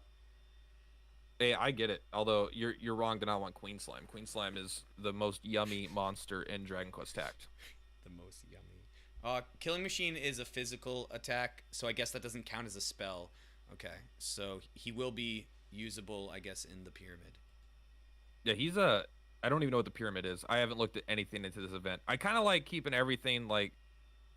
I don't like knowing things that other general people don't know. I kind of like just going with officially announced things, you know? I don't know why, but it's just like now there's like, oh, maybe Baramos isn't even coming. Maybe he's not going to be there tomorrow. Maybe he's in the second part of the event. You're the one who started that rumor. No, that's what people were saying in the Discord. And now I think it was data mined. I think we could find the data mine of it if you're in the Dragon Quest Tact info. Yeah, the data mine is incorrect. Let's go over that right now. Let's go over this information. Okay. And, you want to throw down? Let's throw down. Okay. And why I believe that it was misworked. So, okay. Am I at the top? Okay. So, thank you, Meow, as always, DesuSnow, for data mining stuff, posting it, working with people who data mine. I don't really know how all this stuff works, but they give us the information. It always seems to end up being right, so I really like that. It's crazy is they put in a lot of work and none of them are making content or even really interacting with content creators. They're just like out there doing their own thing, and it's like so beneficial to everybody. And like, I have contacted Meow, and Meow doesn't want to do a podcast, but is willing if I type up some questions. So if anybody has any questions, please contact me personally on like Discord or something, and let me know, and I will put all of those into one document, send it over, and Meow will get that back to us, and I'll end up making a video, and maybe I can pull on like Chase or somebody to talk as if they're Meow and read off the questions. I support that. So we have Dragon Quest 3 chapters 1 to 4, Dragon Quest 3 Battle Road Part 1. So this is the interesting part. Armful is Part 1, okay? So Armful is also the Baramos one. Okay. Then we have Boss Battle, Login Rewards, Event Missions, Baramos, Gacha Banner. Oh, they fixed this. Okay, so it was the opposite when this was posted. Okay. And then they updated it because the thing I noticed is it said Zoma banner here, and I was like, why would they? And I think somebody probably commented on it and said, why would they make it so that you wouldn't be able to get the free levels, right, by using the battle roads with the S unit. So it does look like Bramos will be tomorrow, which is nice. And then it's part still 2 weird will be to April announce 3rd. a banner for a few weeks, but not announcing the one that comes out the next day. That's all I'm saying. Like, this is data mine. This is a fact. It seems to be, but their advertising, as always, their communication kind of sucks. Oh, absolutely. And it was very sketchily worded. And of course, the reason they put the picture of Zoma, I believe, is because that's the unit everybody wants. So they want people to get hyped for Zoma, but then Zoma doesn't come out tomorrow. Yeah, it comes out in April 3rd. Okay. So yeah, let me look at my handy dandy. April 3rd will be a Saturday? Weird. Really? I Okay. mean, that's cool. I mean, I'll take it. So we're getting the first one tomorrow on a Wednesday. Then we're getting Zoma on a Saturday. So it will be a week in 3 days. Okay. Who knows what the hell? Like, there's no like realistic. Sometimes updates come out at 5 p.m. Sometimes it's noon. Sometimes it's 3. Sometimes it's Tuesday. Sometimes it's Saturday. It's just like, I don't know. I feel like they're just localizing things and they don't know when it's gonna go live until it's like, hey, we just got this done. Like, all right, push it. I would love to see some behind the scenes of how this stuff works because sometimes it does feel like Family Guy where they go behind and there's just monkeys like just jamming on typewriters and stuff. Like, I got nothing but respect for what they're doing, but like they're not telling us anything. And I don't. It's just like every business owner wants free advertising. You would think you would at least communicate with the advertisers or something, or to the community in large. I don't know, man. I don't know what they're doing. That said, though, I do want to drop this little seed. There has been some communication made with particularly Purplatypus, so I don't think we're allowed to talk about it. But as much as there hasn't been in the past, I just want people to know that next week there will be some news coming out. That involves that. I was gonna keep it a secret and by bashing on him and hiding it, but there might be a little tidbit. I can't keep a secret. I'm I'm the worst. It's fine. It's fine. All right, it's out there now. Little tidbit. Look forward to it. All right. So April 3rd, right? Dragon Quest Chapter 5, the Battle Road Part 2, the Skeleton one, EX Boss Battle, Login Rewards, Event Mission. Most likely Pyramid EX will be released, right? So they took out Pyramid from the top one. It did say that before, so I guess they updated it. But we thought we were going to get the Pyramid tomorrow for the first Pyramid. So the goal will be the map that they showed, and I don't want to try to pull it up right now, but on Discord is basically your guys start down here, then there's a funnel, and there's like 2 open areas, and then there's rubble on the sides, and then there's 1 open spot with 2 units on each side or 3 units on each side that are kind of guarding that area, and you're going to try to go through that open spot. But of course, if they block off, right, the way that movement works in this game is you can't go through an enemy unit, you have to go around it. And then there's a boss unit behind, about 2 or 3 squares behind that, and then another 2 squares behind the boss unit, which is, I believe, White Knight is the boss unit, is the red square that you need to get to in the Pyramid event. So that sounds fun. I'm excited. So no spells for the first one is my understanding. So you'll have to use like physical attacks and breath attacks and martial or whatever, and and of course you want high movement units. And I don't think you have to designate one unit to be your unit to get there. It's any of your units that get there. Okay. Is selflessness count as a spell? Is like cover? Is that a spell? That's a good question. I don't know. The chat might know if that's a spell. I would, in my head, in a video game, I'd consider it an ability, but like there might not be that distinction in this game. Just like, I also just realized that Jack Oni and Jack DQT might be 2 different people. I'm very confused now. Oh my god, I haven't looked at chat. Let me see. Jack's Oni and Jack's DQT. Oh my god, what are they doing? All right. Or he just logged into a different account. I don't know. So I've had people do that before on stream. Have like 3 accounts and switch between them and be like, "Who was that?" More views. That's right. And then we get the farmable units, right? Everybody's really excited about this. We've got the Stark Raven, right? Which we don't have any of the Ravens right now in the game, but I believe there will be a skin set of Ravens over the course. I'm excited for a new F rank. I hope it has something besides 2 weak ass attacks. I hope it has some reason to use it besides just having like, oh, it does zap and it does, I don't know, some physical hit. Like all the F units right now don't have any utility, which is unfortunate. This didn't actually get me to the individual unit. It looks like I'm very confused.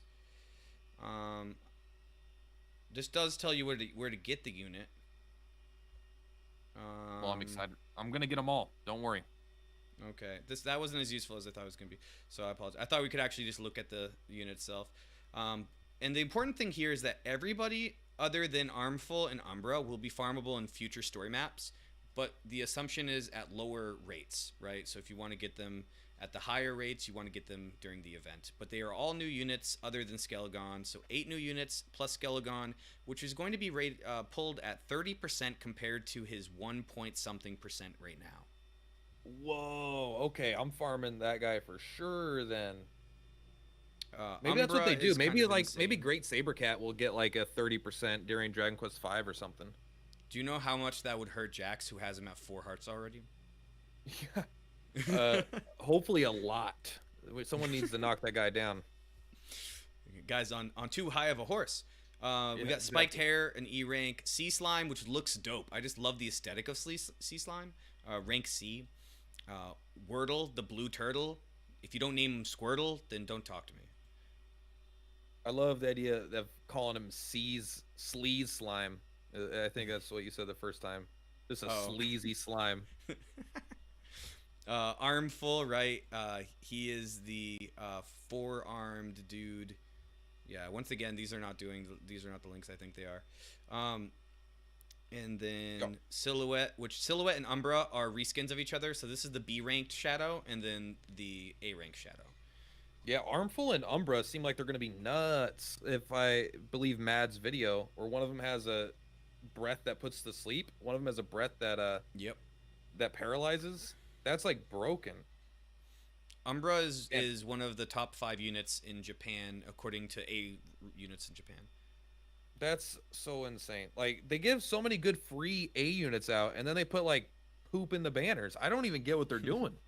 Whatever, keep it up. I appreciate it. Makes my content easier. Freezing Fog, right? I'm not a big fan of the fog creatures in general, but you can get another one. And then optimal monster farming right here if you guys want to check that out. It'll be on the calculator, which everybody should be using. I know you made a video about that. I made a video about that. If you don't know about the Google Doc, find out about it. Click here on this link. Farmable weapons. We got 3 weapons coming in. The Doom Dagger is a rank S. I'm excited to get a 3rd rank S weapon. Gacha units, Baramos, Boreal Serpent. A lot of people like this. Other than Jax, he thinks that it's a glass cannon that will get shattered too easily. Jax is really good. He might be right. Nobody likes Boss Troll. We got the shop priority, the battle roads, right? And that's about it. But I shouldn't say that's about it because it's a lot of content, right? It's a little bit bigger than our last event because pyramids are coming in. Yeah, everyone's gonna get thousands of free gems, right? New boss fights, tons of new farmable units, new event shop, new battle roads. It's just like a massive content drop. I almost wish like they do spread it out over the course of 2 weeks, but I feel like it is still pretty front loaded. Part 2 is usually just some EX fights and a little update. But yeah, no, I'm very excited. This is gonna be huge. Like it's even bigger than Slime Fest, which I think Slime Fest was even bigger than Dragon Quest 1. Yeah. They keep on adding a little bit more each time, which is kind of cool. So I wanted to clarify, there's 2 Japanese sites everybody uses. So Game 8 is one of them, and then Game with JP is the other one.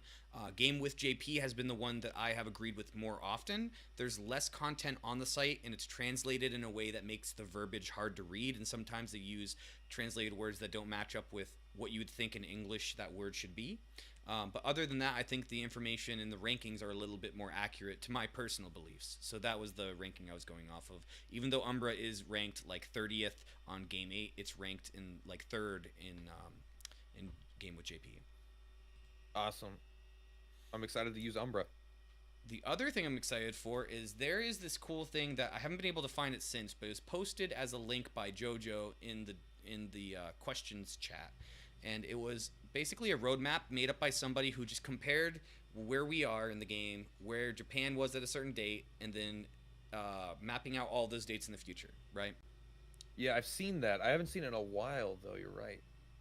So I wish I had it so we could show it. But nonetheless, an important date that I memorized off of that was that they had a beta for Arena, which we may never get because Arena's ready, right? They already figured out the stuff. So I don't know if we'll get it during their beta Arena date or not, but if it matches up and they give us like a beta or whatever or a testing run, it would be the 5th of April. So I think that is something interesting that would intersect during this. So I don't know if we're going to get it or not, but it would be really cool. I sent you a link. See, you can see if that's the right one. So I remember someone talking about it in my Discord about the timeline event if you still need it. But yeah, that's way sooner than I would assume. That's like not even 2 full weeks away. 1, 2. It's just slightly under 2 weeks. You Ooh, said this April looks 6th like or it. I'm very excited for Arena. April Now, 5th, I have I believe, huge reservations about Arena still too, but like overall, I'm very, very excited for it as a content creator and as a player. Yeah, July. So July to January. A lot of people are saying 6 months, but I want to be clear that like you have it's 7 months. So from the 16th to the 27th. Not that 1 month might matter, but okay. So we never hit the Dread Dragon, right? Which nobody wanted anyway. Yeah, we skipped Dread Dragon. And then we come and all the way Baramos. down. No, I'm joking. So as you see, the arena would have came out before. Look, we shouldn't have got Baramos until the 12th. This is one of the reasons why I told people I wasn't sure we were going to get it this week. But yeah, I thought it looks like they're trying to slowly speed us up, like 1 week at a time, every month or so, or every 2 months. Big brains think alike. So I made a video maybe 2 weeks ago where I said I think if we get to the point where we're at the 2-year anniversary, I think the two intersectionalize together and will be on the same track by then if they keep up this pacing. Yeah, that's kind of what I assumed, is maybe not the 1 year because that's just too soon, but like 2 year. Like, I think ideally they would like to merge the servers and not maintain two versions of the game, but that is an interesting idea. If anybody knows more about game design, I would like more input on that. I don't know how that would affect the economies. Obviously, Jax would be disappointed in all the Asian whales that would be above him, but for the most part, that sounds really cool and healthy for the game. Yeah, just a bigger audience in general, or everyone combined. Really, I got it. Just add some flip-flopping social features. Stop making it such a single-player game. Please. Just give us a chat or some way where we can each have our own clan or a guild or raid battles. I don't know, or community event like community boss. Like, oh, you have to auto it, but you just do as much damage as you can, and then after the whole community does 1,000,000 damage, you unlock just. Some togetherness in this game would be so nice. Absolutely. I want to be able to get crushed by Jax in a friendly match. Okay, that's something that I want. Exactly. Yeah, the arena will help with that, though. Like, it'll be some form of feeling like you're interacting with another player for the first time since the game's come out. Absolutely. But imagine the showcases you could do if you could arrange the units you're fighting against and what they're doing, right? So I could make a video where I move exactly where Jax wants me to move so that he can show off some very particular skill. You know what I mean? Yeah. And like see the max damage. So like when you see like Clubber, for example, he can hit 7 squares, right? But it's in a particular shape, right? It's 3, 3, 1. But I could put my units all within that space, and then he could smash me for critical damage on all those units, and you just see the numbers. That would be so. Like, I really, really want them to add the ability to do arena for no rewards, but you could just do it as many times a day as you want. Just imagine playing for fun, Imagine not playing for rewards, but actually just enjoying yourself and being able to experiment. Like, I isn't that like the point of the game? But people are saying that you only get 3 matches a day, and you can't play without rewards, and I think that's a huge hit against arena in general. But hopefully in the future, like, we get more things like that. Or I'm really hoping we can do that. And they have a secondary arena feature that comes out eventually. I don't know that much about it other than it's all bosses and you just fight like 5v1 on these bosses. And as you beat each boss, you move to the next boss stage, so on and so forth. It's called like the Hargon Trials or something. Oh, hell, that sounds so cool. And the thing that sounds cooler than that, and I think we talked about this at one point, was they're going to have giant bosses that are like off the map and you can only see their upper torso, and you're on the map and you're fighting this one giant freaking boss. Man, I want that so bad. Man, Japan, why are you so far ahead? Actually, we need the time, to build up to that stuff. Like, it's not. Although the new EX fight was easier than the first one, I think it's debatable, but it didn't feel like a huge jump up in difficulty. Interesting. So yeah, so if indeed we're getting the drop on on the 3rd, we're going to be 9 days ahead of his original drop, which means, or wait, Zoma, wait, I'm a fool. They reran Dragon Lord True Form. I did not realize that. So yeah, but are they gonna? Dragon Lord True Form is currently a banner. Are they really gonna rerun it in a week and a half or 2 weeks? Well, let's see. He originally ended August 7th, so he should have ran out February 15th. So they let him run for a month longer, a little bit more than a month longer than he did in Japan. So I think they did that opposed to doing the rerun. That's what makes sense to me, because like he has the same length as Lionheart. You know, he's been there from like the 3rd week of the game or whatever it feels like until tomorrow. I want to correct myself. That was the date he started, the 15th, for us. So actually, I don't know when he ended as an event. So yeah, I'd be surprised if they did I can understand because Dragon Lord hasn't been around for a while, but True Form, like he's still currently in the store. It'd be so weird to get him again in like 2 weeks. A banner that has both, and if they both have the boosted banner rate, I think that'd be fantastic for the newer players who just unfortunately missed out on him. So I'm cool with it. It'd be a great banner if they both had 25% chances. You had a 50% chance of getting one of those 2 units or something. That'd be pretty nuts. Well, I mean, the only way you get the 25% is if you do 100 pulls, right?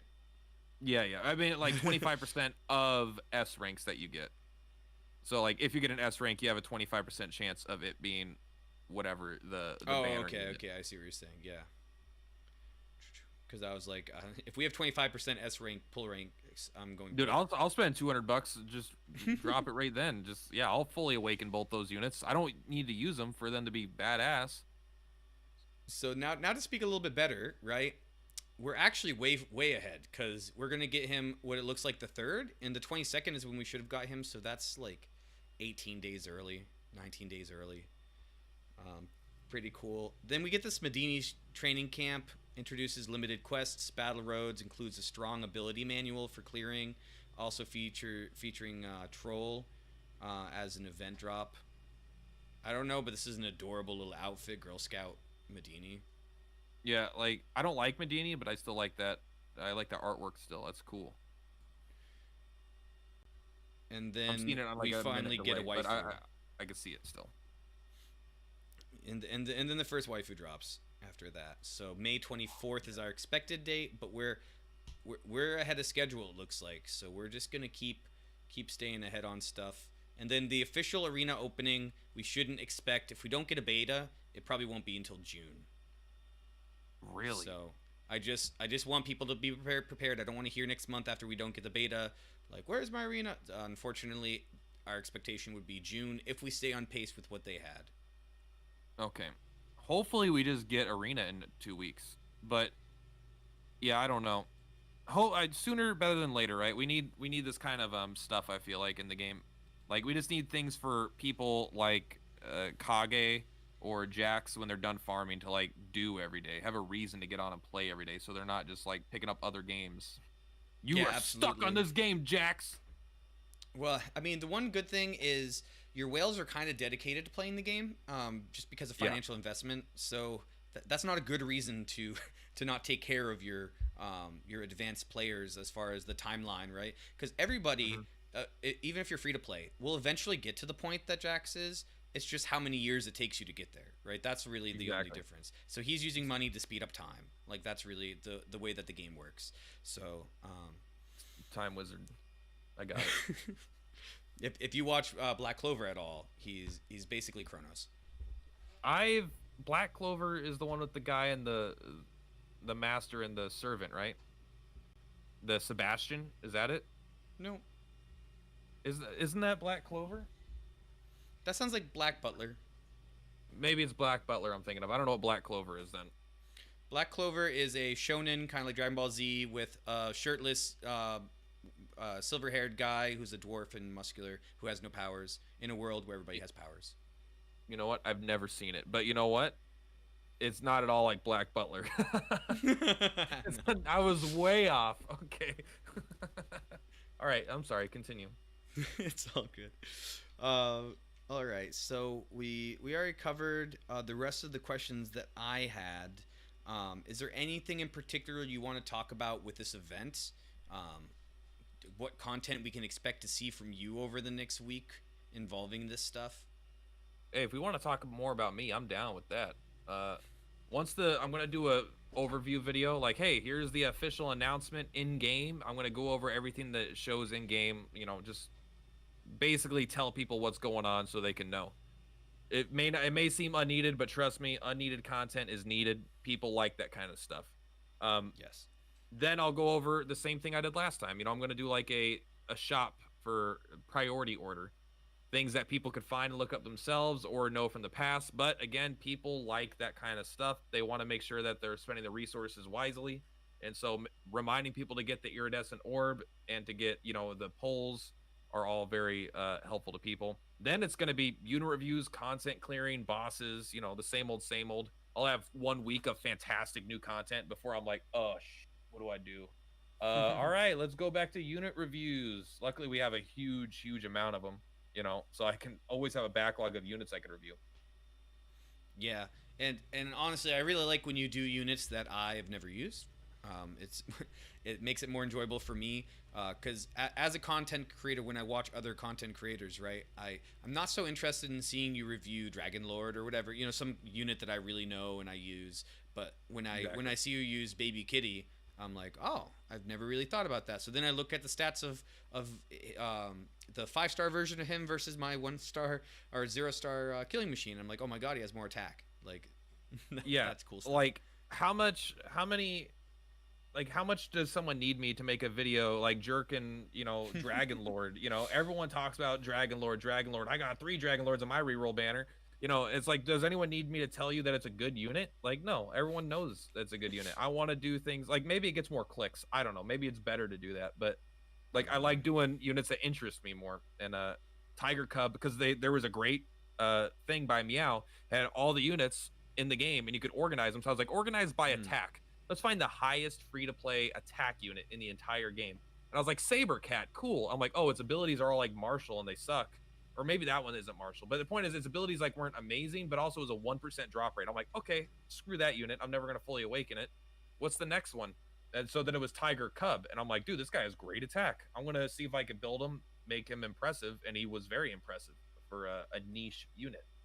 See, this is why everybody comes to the podcast, is because they get to see the behind the scenes for how you guys make videos or how you guys clear content. Like, it's really cool to hear how you decided to make that video using resources that somebody else helped us, you know, get. It's really interesting. Yeah. Everything's built off someone's something, right? Like, if it's not Meow or something, it's someone like the developers in the game giving us some information or something, you know. Nothing is like a brainchild of just me. I'm not a creative person. I'm just the most successful leech. That is not what I meant at all. What I meant is it's interesting how you decided to choose a unit. So you said, I want to know the unit that has the highest attack, and then you went and found it. And then you decided you didn't want just the actual highest attack because you wanted something that people could farm. Because farming the 1.6 or whatever Saber Cat is not fun. It's not. I wasn't going to do it. If I'm not going to do it, then I don't expect other people. I'll do a video on him once he gets a 30% drop rate in the Dragon Quest V event. All right, just like Skelegon or whatever. That would be pretty cool. But I want a spoiler. I know the B tier list is gone, but Jax is really high. Spoiler alert on Great Saber Cat. Oh, which one? Great Saber Cat, the big cat with the low pull rate. That's why he has him at 4 hearts. It's a good unit. Look, I'm not gonna lie and say it's a bad unit, but it's like a fake unit. It's like the way I described it is that Great Saber Cat is a free-to-play unit, but it's a whales free-to-play unit, right? It takes a whales level of stamina in order to get that unit, so it's not really free-to-play, even though on paper it looks like it is. Oh yeah, it's definitely a whale unit, no matter what. It's a whales free-to-play unit. That's what it is. That way you can say it's free-to-play, but no one in the game has it besides you. You know. He says it's not that bad to farm. Like, okay, it's 1%. We looked at the data mine. You can't lie about the numbers. All you have to do is spend all 15 refills for 10 days in a row. I mean, it's not a big deal. Then boom, you're halfway there. You got 4 awakening. You're halfway. Yeah. Oh, dude, I didn't even think about that. I forget that 4 awakening is only half the way to 5. Yeah, it's 20. You need 40. So, like... Yeah, I'm not. I'll get that unit when the game wants me to get that unit. The game said, "Don't worry about this." For sure. Good job, Jax. Though I'm just jealous. I get jealous a lot. All right, so I think now is an appropriate time to start mailbagging. Is there anything else you wanted to go over? No, man, you're the host. You tell me what you want me to talk about. I'll do it. All right, I'm going to try to find some questions for you. If you guys, we're going to start from the very top of the chat, so please post some questions for Plat. He was nice enough to come over here, and let's make him feel welcomed. Question 1: why isn't Plat the official co-host? I don't know, man. Good question. All right, sorry. Yeah, let me know if you would like that. If you think that I should get a co-host, and if you think that person should be anyone other than Plat. Please throw that down in the comments. I'd make some videos. I gotta get better. Like, this is another one of those skills that you picked up over the years, is being able to very quickly figure out what you need to actually say out loud while saying things in the meantime and reading. I can't read and talk at the same time. It's a balance, man. Because sometimes you'll be like, all right, how big your dick says, what kind of dick you go. Oh, sorry, I shouldn't have read that one. Dapper Pickle says he'll be getting streaming equipment soon, and he'll be making some Dragon Quest content. Guess what? You're on. You're into the big boys now. This is a cutthroat world. I'm joking. Let me know if you need help. Better yet, let Jax know if you need help. Or all of us. We're all tight. We'll all help. We're getting new content creators every day. And you know what? If you have 10 subs, 0 subs, or 2,000 subs, if you have more than 2,000, I'm not interested in you anymore. But if you have 2,000, like, we all just want to help people grow. We want to help content creators make better content, want to help consumers of that content and have more entertainment and continue to like the game. I need to put a revision on that. We only like people that have more than 169 like subs or followers or whatever. If you have any less than that, you're probably not worth our time. Unless you have exactly 69, but once you get to 70, you're out. 169. We're just saying the number that I have is the cutoff. I see 171, so we can go as high as 170 before okay, we stop discriminating. And we're just playing. I want to make sure that's clear. I'm not nearly as mean as I seem. All right, so Josh Hutchinson. I didn't like that they dropped that ability event when the second Dragon Quest event was going on. We wanted medals to get in the shop and stuff. What do you think about that?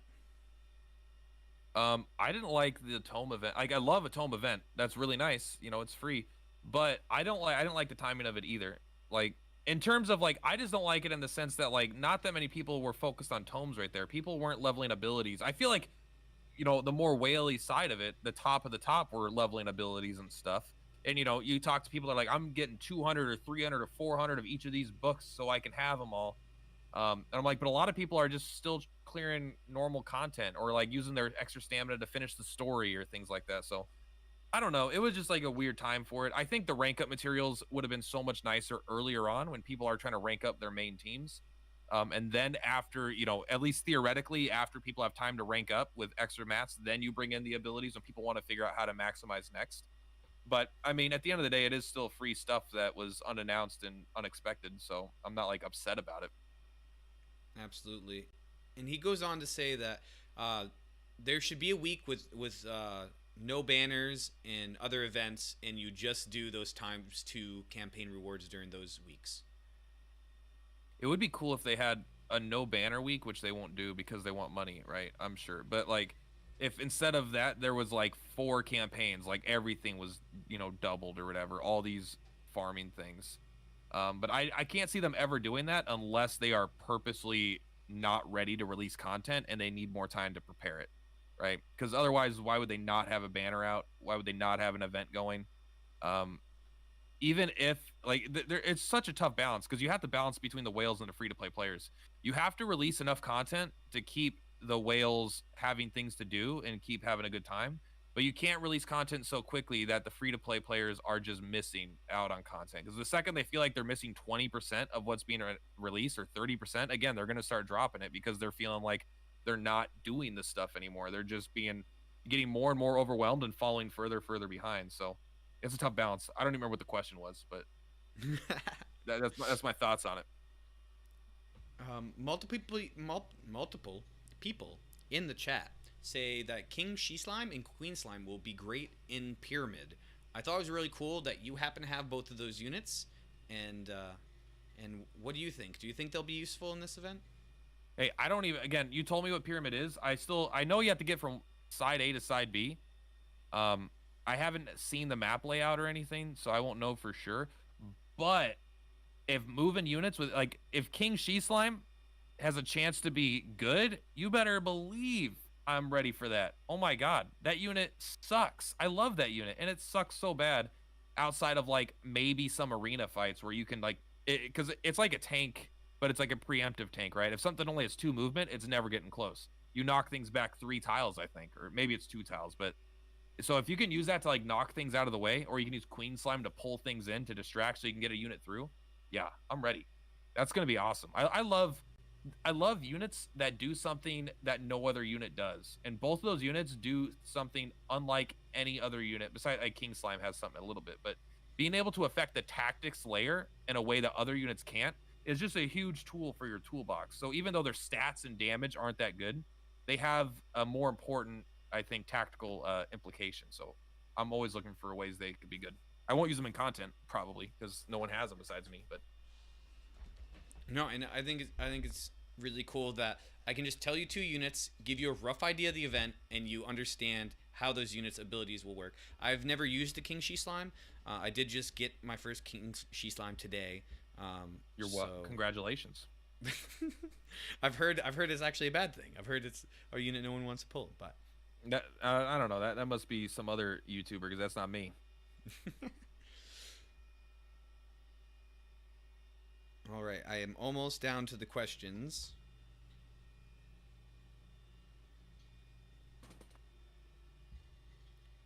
There, kitty. All right, and what is Tusketeer's drop rate? It's between 1 and 3%. Yeah, for sure. I actually have Awaken 4 Tusketeer, I think. What? Yeah, just because his map that he drops on is the most efficient stamina for experience in the game. And when I was still newer, I was just trying to level up my guys to level 100, like my first King She Slime or whatever. So I just ran that map like for 3 days in a row or something like that.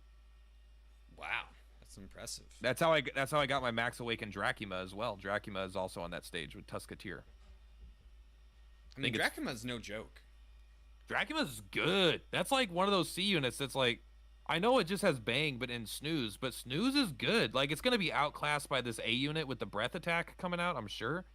But, like, it's just, like, it's been so good in so many fights. Like, if something is not resistant to sleep, it just says, F you, bro. You're taking 2 units out of combat for 4 turns. That guy carries his weight. Absolutely. And he's going to have a low weight in arena, so that's pretty exciting as well. Even more, there's that E unit. There's an E mushroom with sweet breath that could put a row of 3 to sleep. So that guy is going to be on my tier list of E units of I think people should level. And that guy's going to have like no weight, but he doesn't move very much and he's easy to kill. But still, that's a good ability. That's a really sweet breath is very good.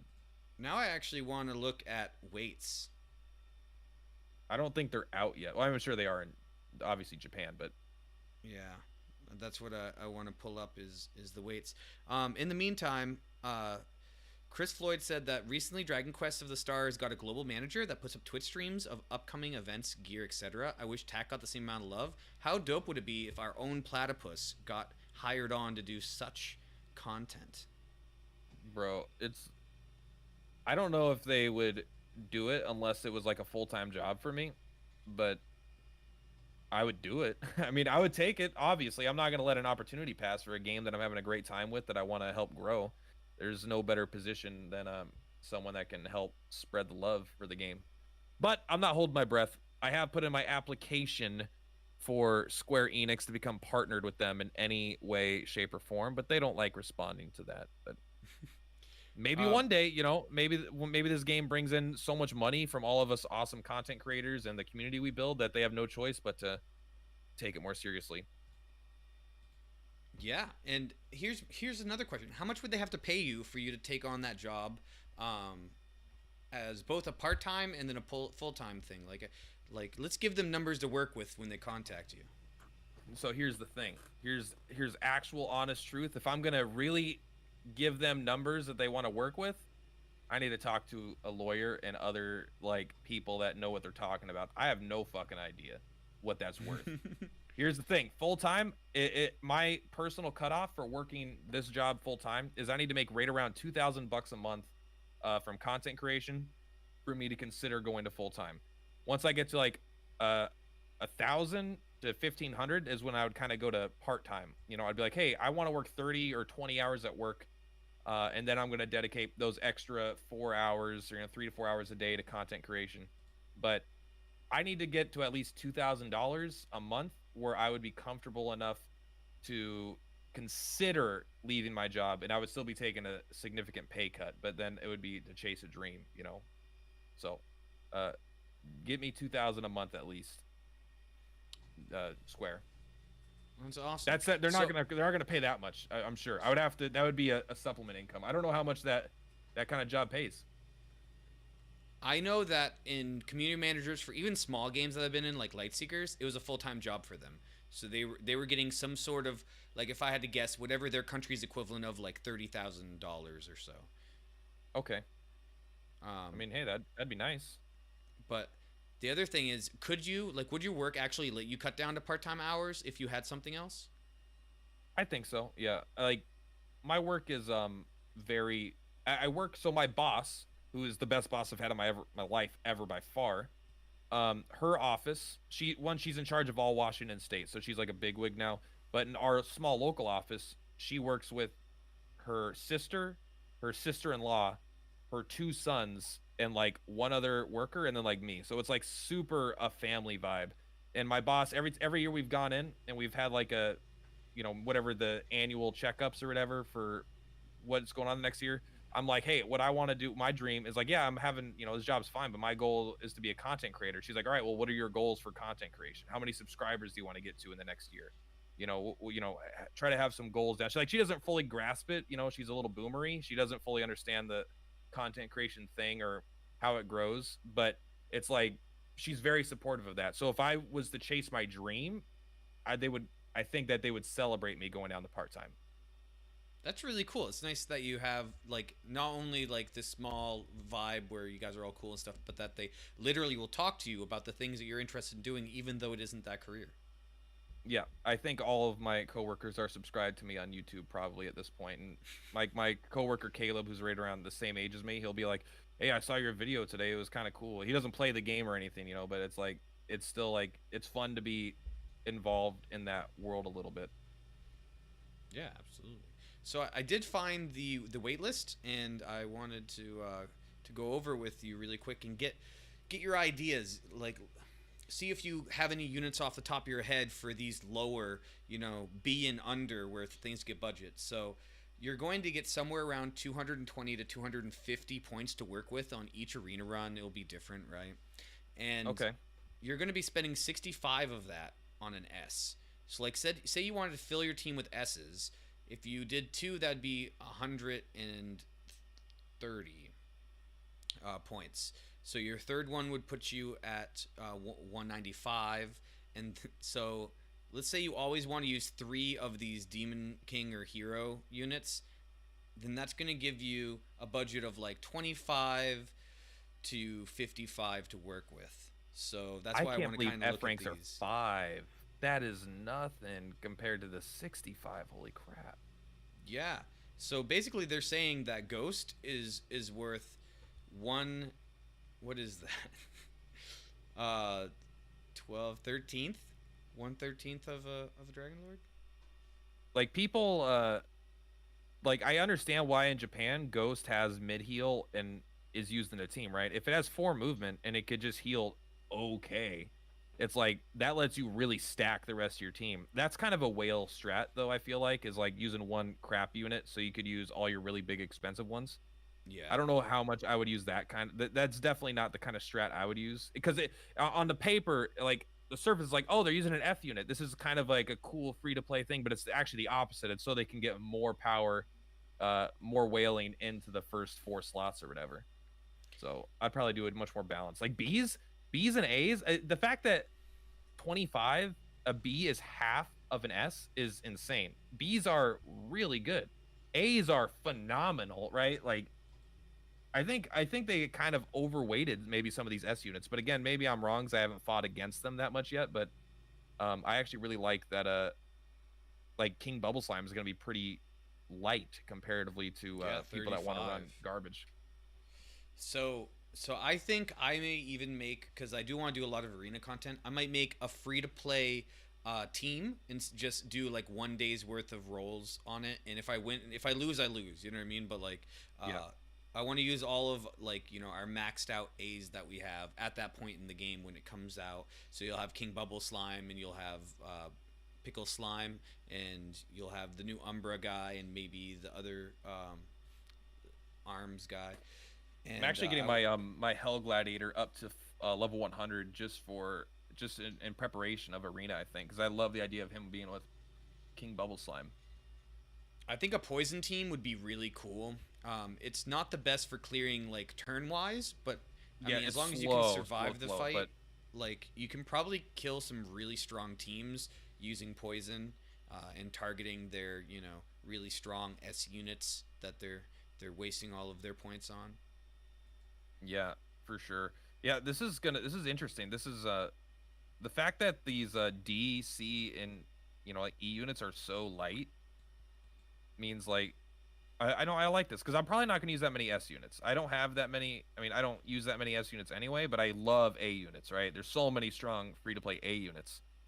So finding a good balance of A, B, and maybe, like, I bet there'll be a good spot for a D or E and an F. Like, there's a few good, like, again, Sweet Breath on an E unit is pretty valuable, I think. It's only 10 pounds, and if you have a plus, you know, 10% chance to sleep things, even if you could sleep one thing for 2 turns before it dies, like that's still pretty good for an E unit that's only taking 10 weight.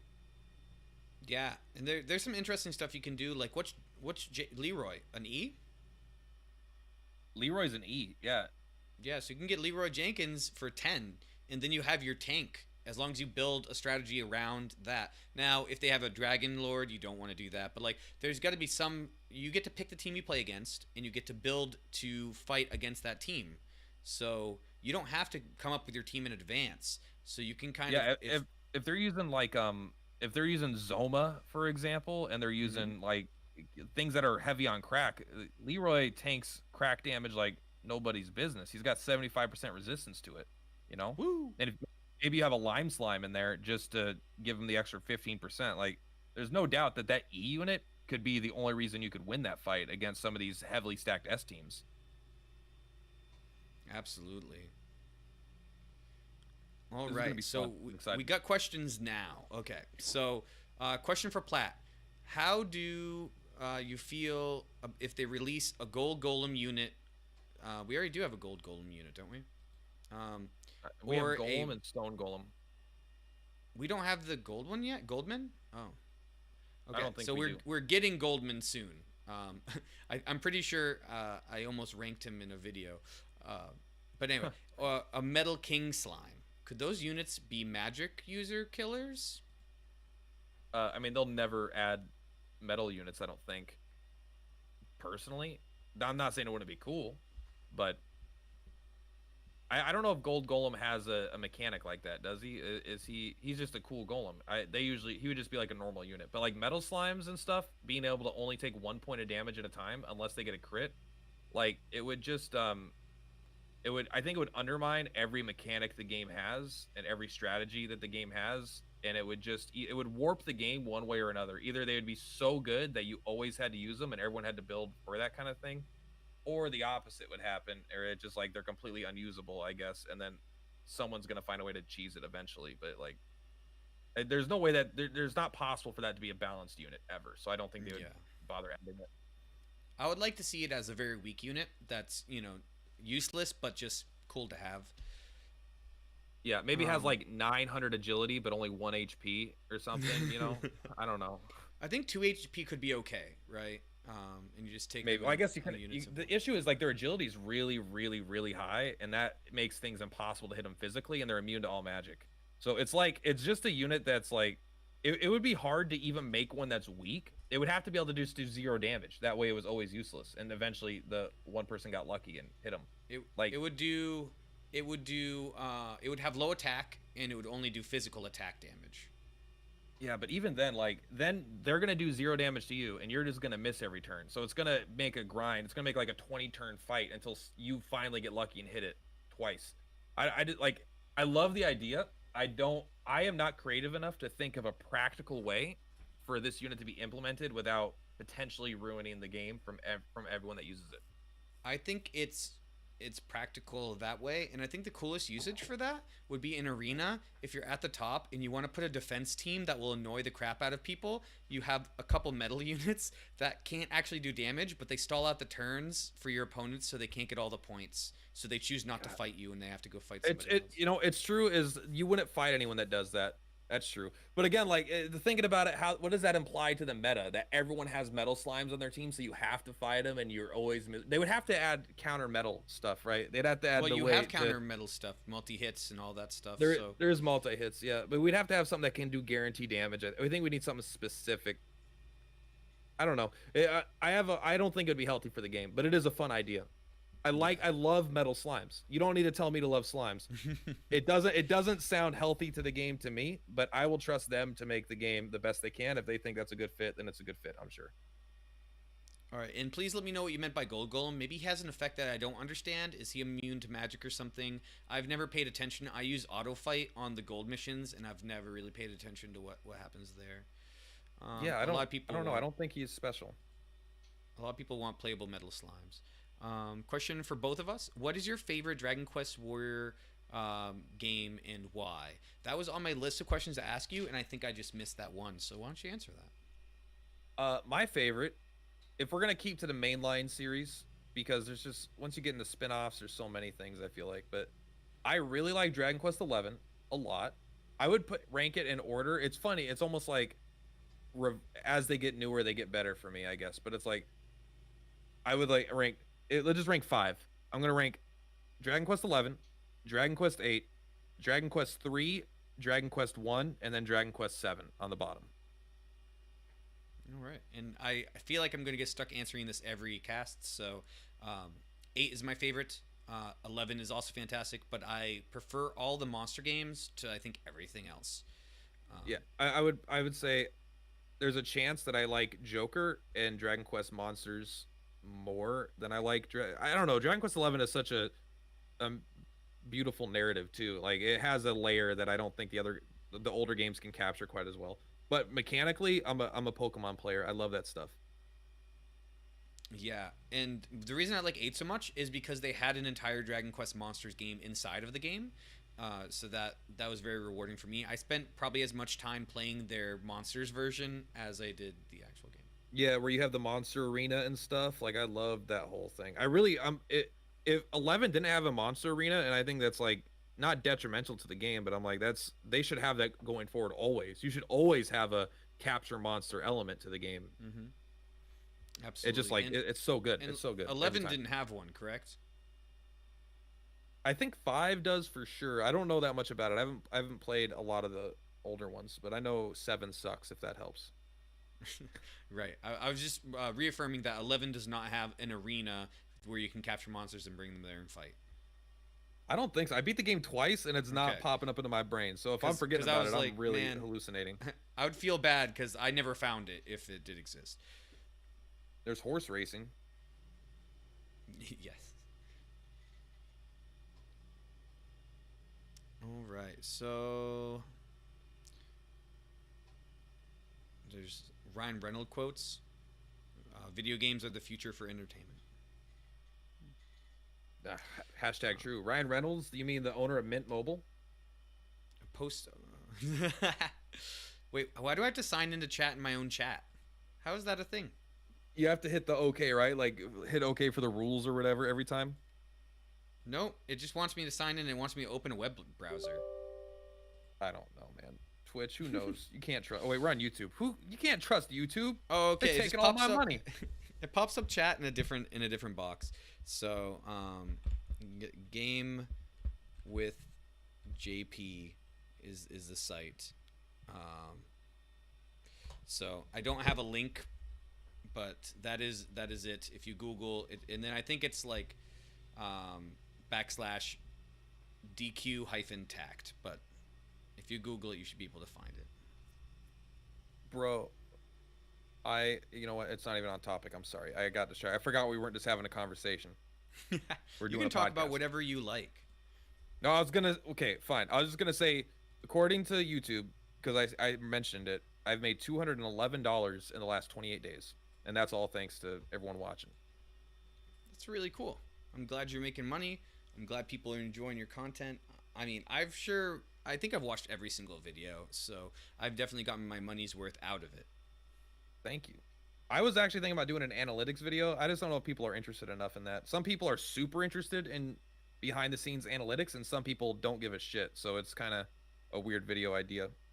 Yeah, I think you should try it, and if you don't get traction, you don't have to do it again. There's a bigger YouTuber that does that, and he gets a lot of people that enjoy that. Spencer Cornelia, he does fake guru stuff, and he's making, I want to say, like 10K a month right now or something. Damn, good work. I'd like that piece of that pie. Tell him I want his pie. Let's see how he reacts. Poison multi-shot with Bodkin Archer is really strong. I'm sorry, did I miss a question? Someone just said that, so I'm just handing it to you. Okay. Okay, I believe you. That would be a Hell Gladiator team comp. Oh, an idea for the Metal Slime. They could do it like more recent Dragon Quest Monsters games and just give them low HP and percentage base damage reduction as opposed to sky high defense. Yeah, I agree with that, but also they already have metal slimes in the game, so it'd be kind of weird from an optic standpoint to have metal slimes that work differently than the metal slimes that are already in the game. I don't know. Like, again, it's not impossible. They could easily make it happen in a way that is balanced, but I just don't. I like the idea more than I think the actual implementing it is a good idea. I don't think it's a good idea. I think it's a cool idea. I agree. I think it's a difficult thing to balance, and I think more often than not, you end up being absolutely useless, and then someday something will go in a way, like you said, where people can cheese stuff. Yeah, like it maybe. Because even then they can learn scrolls, right?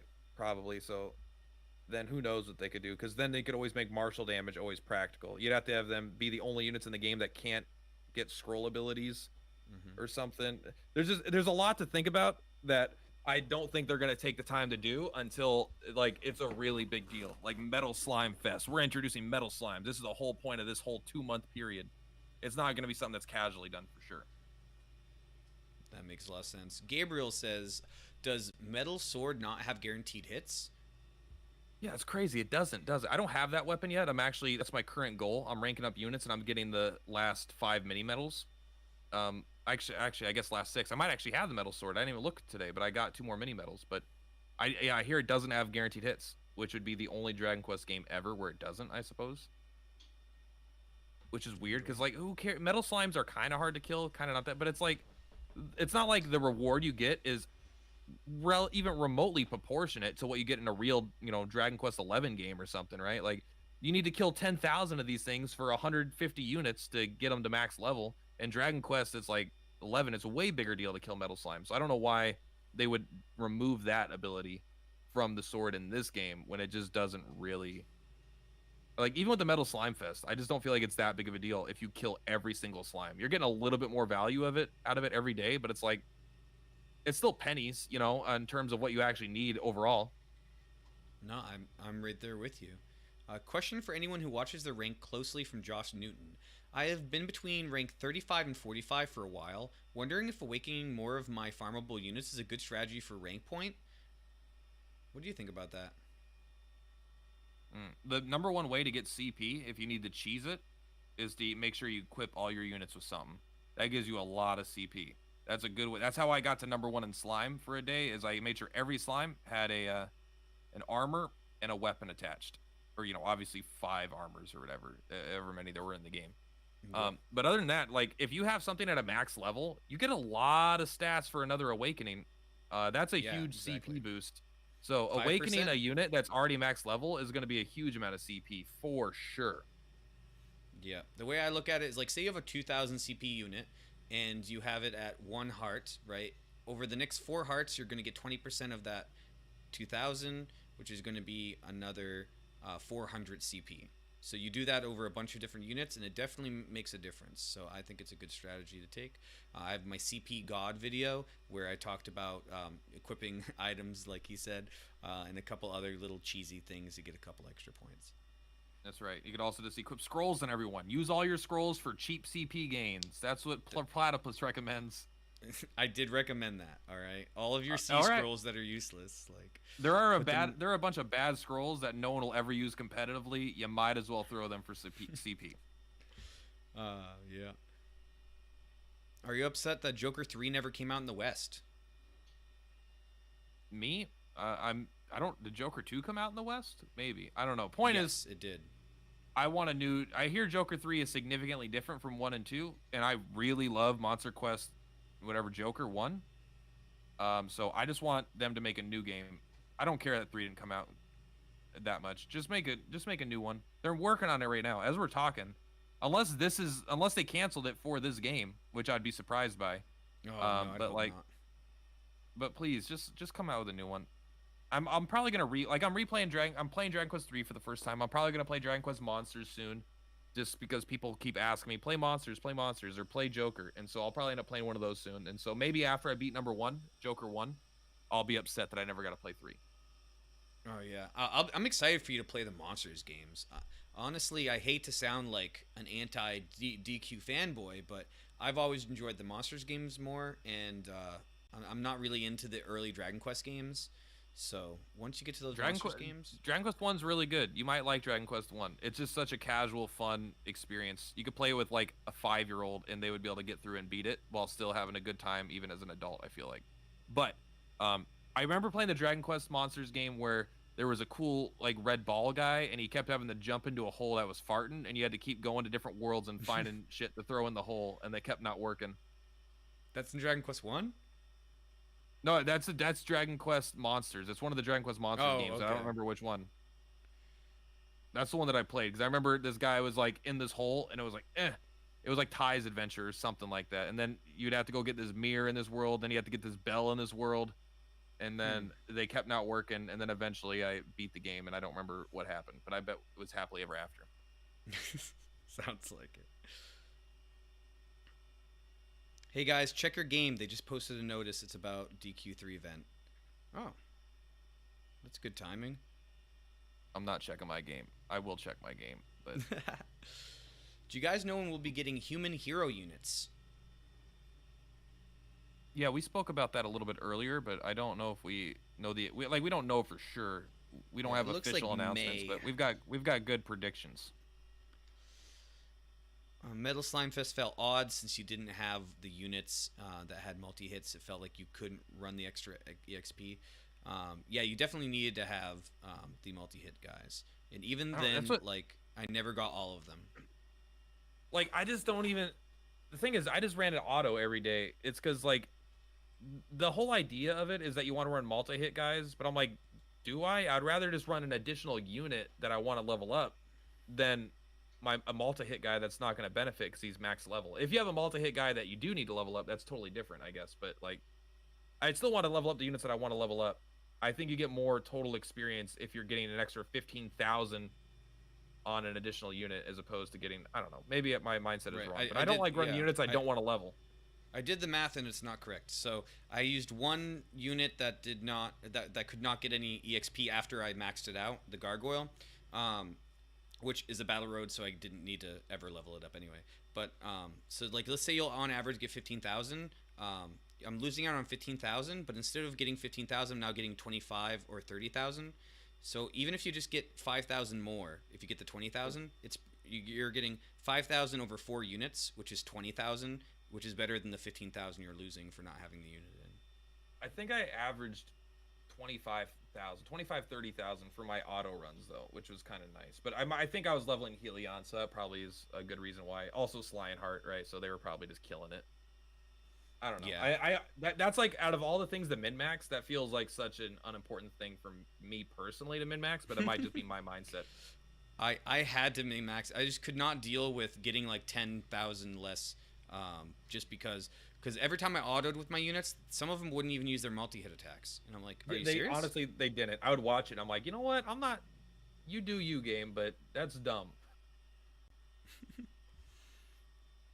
All right. Are you worried that there will eventually be so many units that only a smaller subset will be relevant? Kind of the case with different gacha games like Fire Emblem Heroes. Maybe I don't understand the idea behind it, but I understand power creep. But if they keep adding more units, I would think it would add more viable units over time. Maybe if the idea is like they add in a year from now, there's 100 more units, that the original 120 units won't be viable anymore. But you would think that there would still be a roughly equivalent amount of useful units, but just in the new pool, I would assume.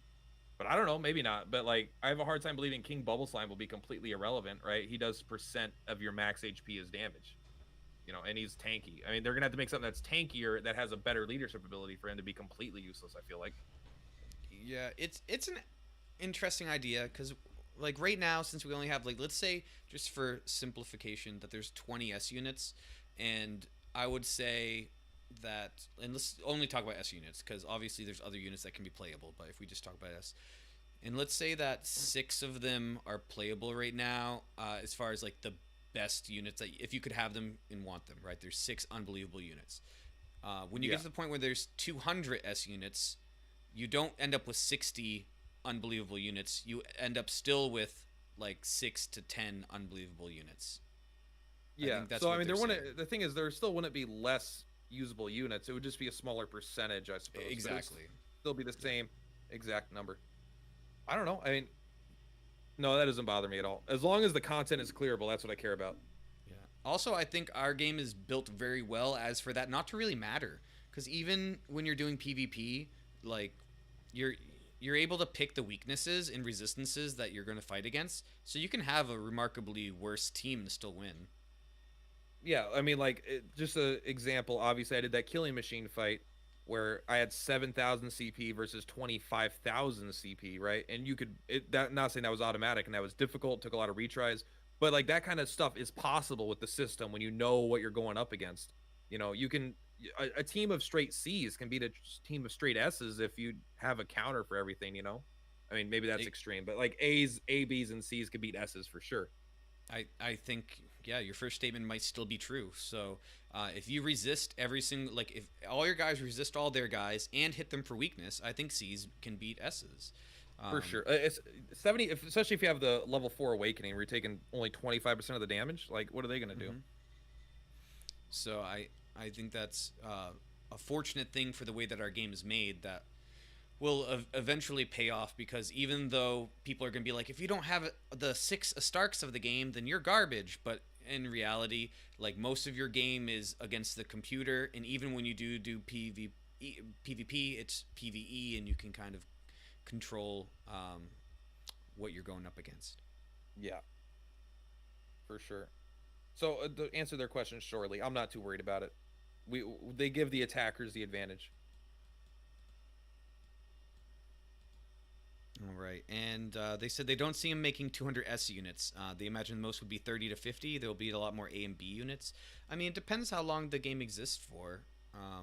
Dokken, which has been out for, I think, 6 years, has like thousands of SSR units. So you've got, like, if they add one if they had 2 a month, 24 a year, if we get to 4 or 6 years, hopefully with this game has 4, the game's going to have more than a year in it. I hope it's going to have multiple years. So and you also it's inevitable to pass that number. It's just a matter of time, you know. You get holiday events and free units, and you get things like Tomahawker. We're going to be getting, you can farm Tomahawker all the way to 6 hearts for free as long as you do well in arena over time. I'm really excited for the A items, right? So yeah, like that's an unfortunate really cool part of Gacha, which is one of those things that I think like it would benefit from a card game almost idea of like rotation almost like eventually things are going to keep getting stronger because power creep. They're going to keep making S units because they want to keep people pulling banners because that's where the profit comes from. And in order for people to want to pull banners, they're going to have to be stronger than what came before it. And so I feel like things are going to get eventually over 5 years, 6 years, 7 years, get so like Yu-Gi-Oh, you know, it goes to Yu-Gi-Oh levels where you start with some, you know, this basic card game that now everything is one, you know, one turn kills because there's no rotation. So the idea that that's just gonna happen, and you know, I'm gonna hope that they handle it well. But there's just not a whole lot you could do about it with this kind of game that is hoping to live a long time. That's gonna continue making sales. Yeah, absolutely. And if we do survive for a couple years, I think actual PvP is a possibility, right? And if they can last long enough and make revenue to the point where they can build a real-time PvP with turn timers and stuff, right? This game explodes. Battles. Yeah. Like if you can really fight each other in real time, I think this game explodes. So we're just trying to survive until then and enjoy the game as it grows and as our community keeps going. Yeah, I really think the PvP, the current version, the arena, really needs a like. If I could make one change besides the community manager, it would be to let you play that for free for fun. Like, I just think that's so self-explanatory to play a game for fun. Maybe there's like we care about your time, but then don't make Great Saber Cub 1%. You know, like pick your lane. Either want me to play all day or don't want me to play all day. But it's like it's such a weird thing for me to think about. No, absolutely, and I'm hoping that they'll actually make that a thing. I don't know why, but part of me just thinks that they're gonna do that. I don't know why, but I feel like eventually they'll like. Again, I've been wrong all the time. I'm probably wrong now, but I've got faith in them that they will do that. All right. Any last second questions? It looks like we've kind of answered everything. I just want to thank Purplatypus for coming on again. Please let me know, you know, how much you enjoyed having him on. We've really thought about the idea of doing, you know, a co-show or something. I don't know. As much as I can work with the other people in this community, it's cool because I spend my free time, you know, watching these guys and being able to hang out with them and get their ideas and learn about their past and their stripper dads. It's a lot of fun. Like, I've had a great time. This is super fun. I would hate for this to be the last time. Yeah, we'll definitely get you back on here for sure. Can I get you to commit while I have you, you know, live here to doing a tier list with me? Yeah, absolutely. It better be for some garbage units, though. I don't touch that high level shit. No, I would love to get your opinion of the lower units, and the sooner we can get some tier lists out there with the pre-packaged kits, there's a feature within the tier list site where other people can go in if they use our links and use the exact same tier list and build their own version. And then, of course, they'll compile all of those data, and you can look at the entire community's opinion of that. Yeah, I'm excited for that. That's going to be awesome. I have a, like, my goal is to do a tier list in the next few days here for E units, like I was saying earlier, because there's, like, some really cool hidden gems in there people aren't touching. And I don't think they come out of banners. I think they're all farmable. I don't think you can get, I think C is the lowest that comes out of a banner. That's a great point. I learn something every day. You're welcome. All right. Well, I'm going to head to bed. Thank you again for being here, Purplatypus. Thank you for everyone stopping by. Just crazy how many people stopped by today. Really excited. And any closing words? Subscribe to Lolly at the Third. All right. Thanks, man.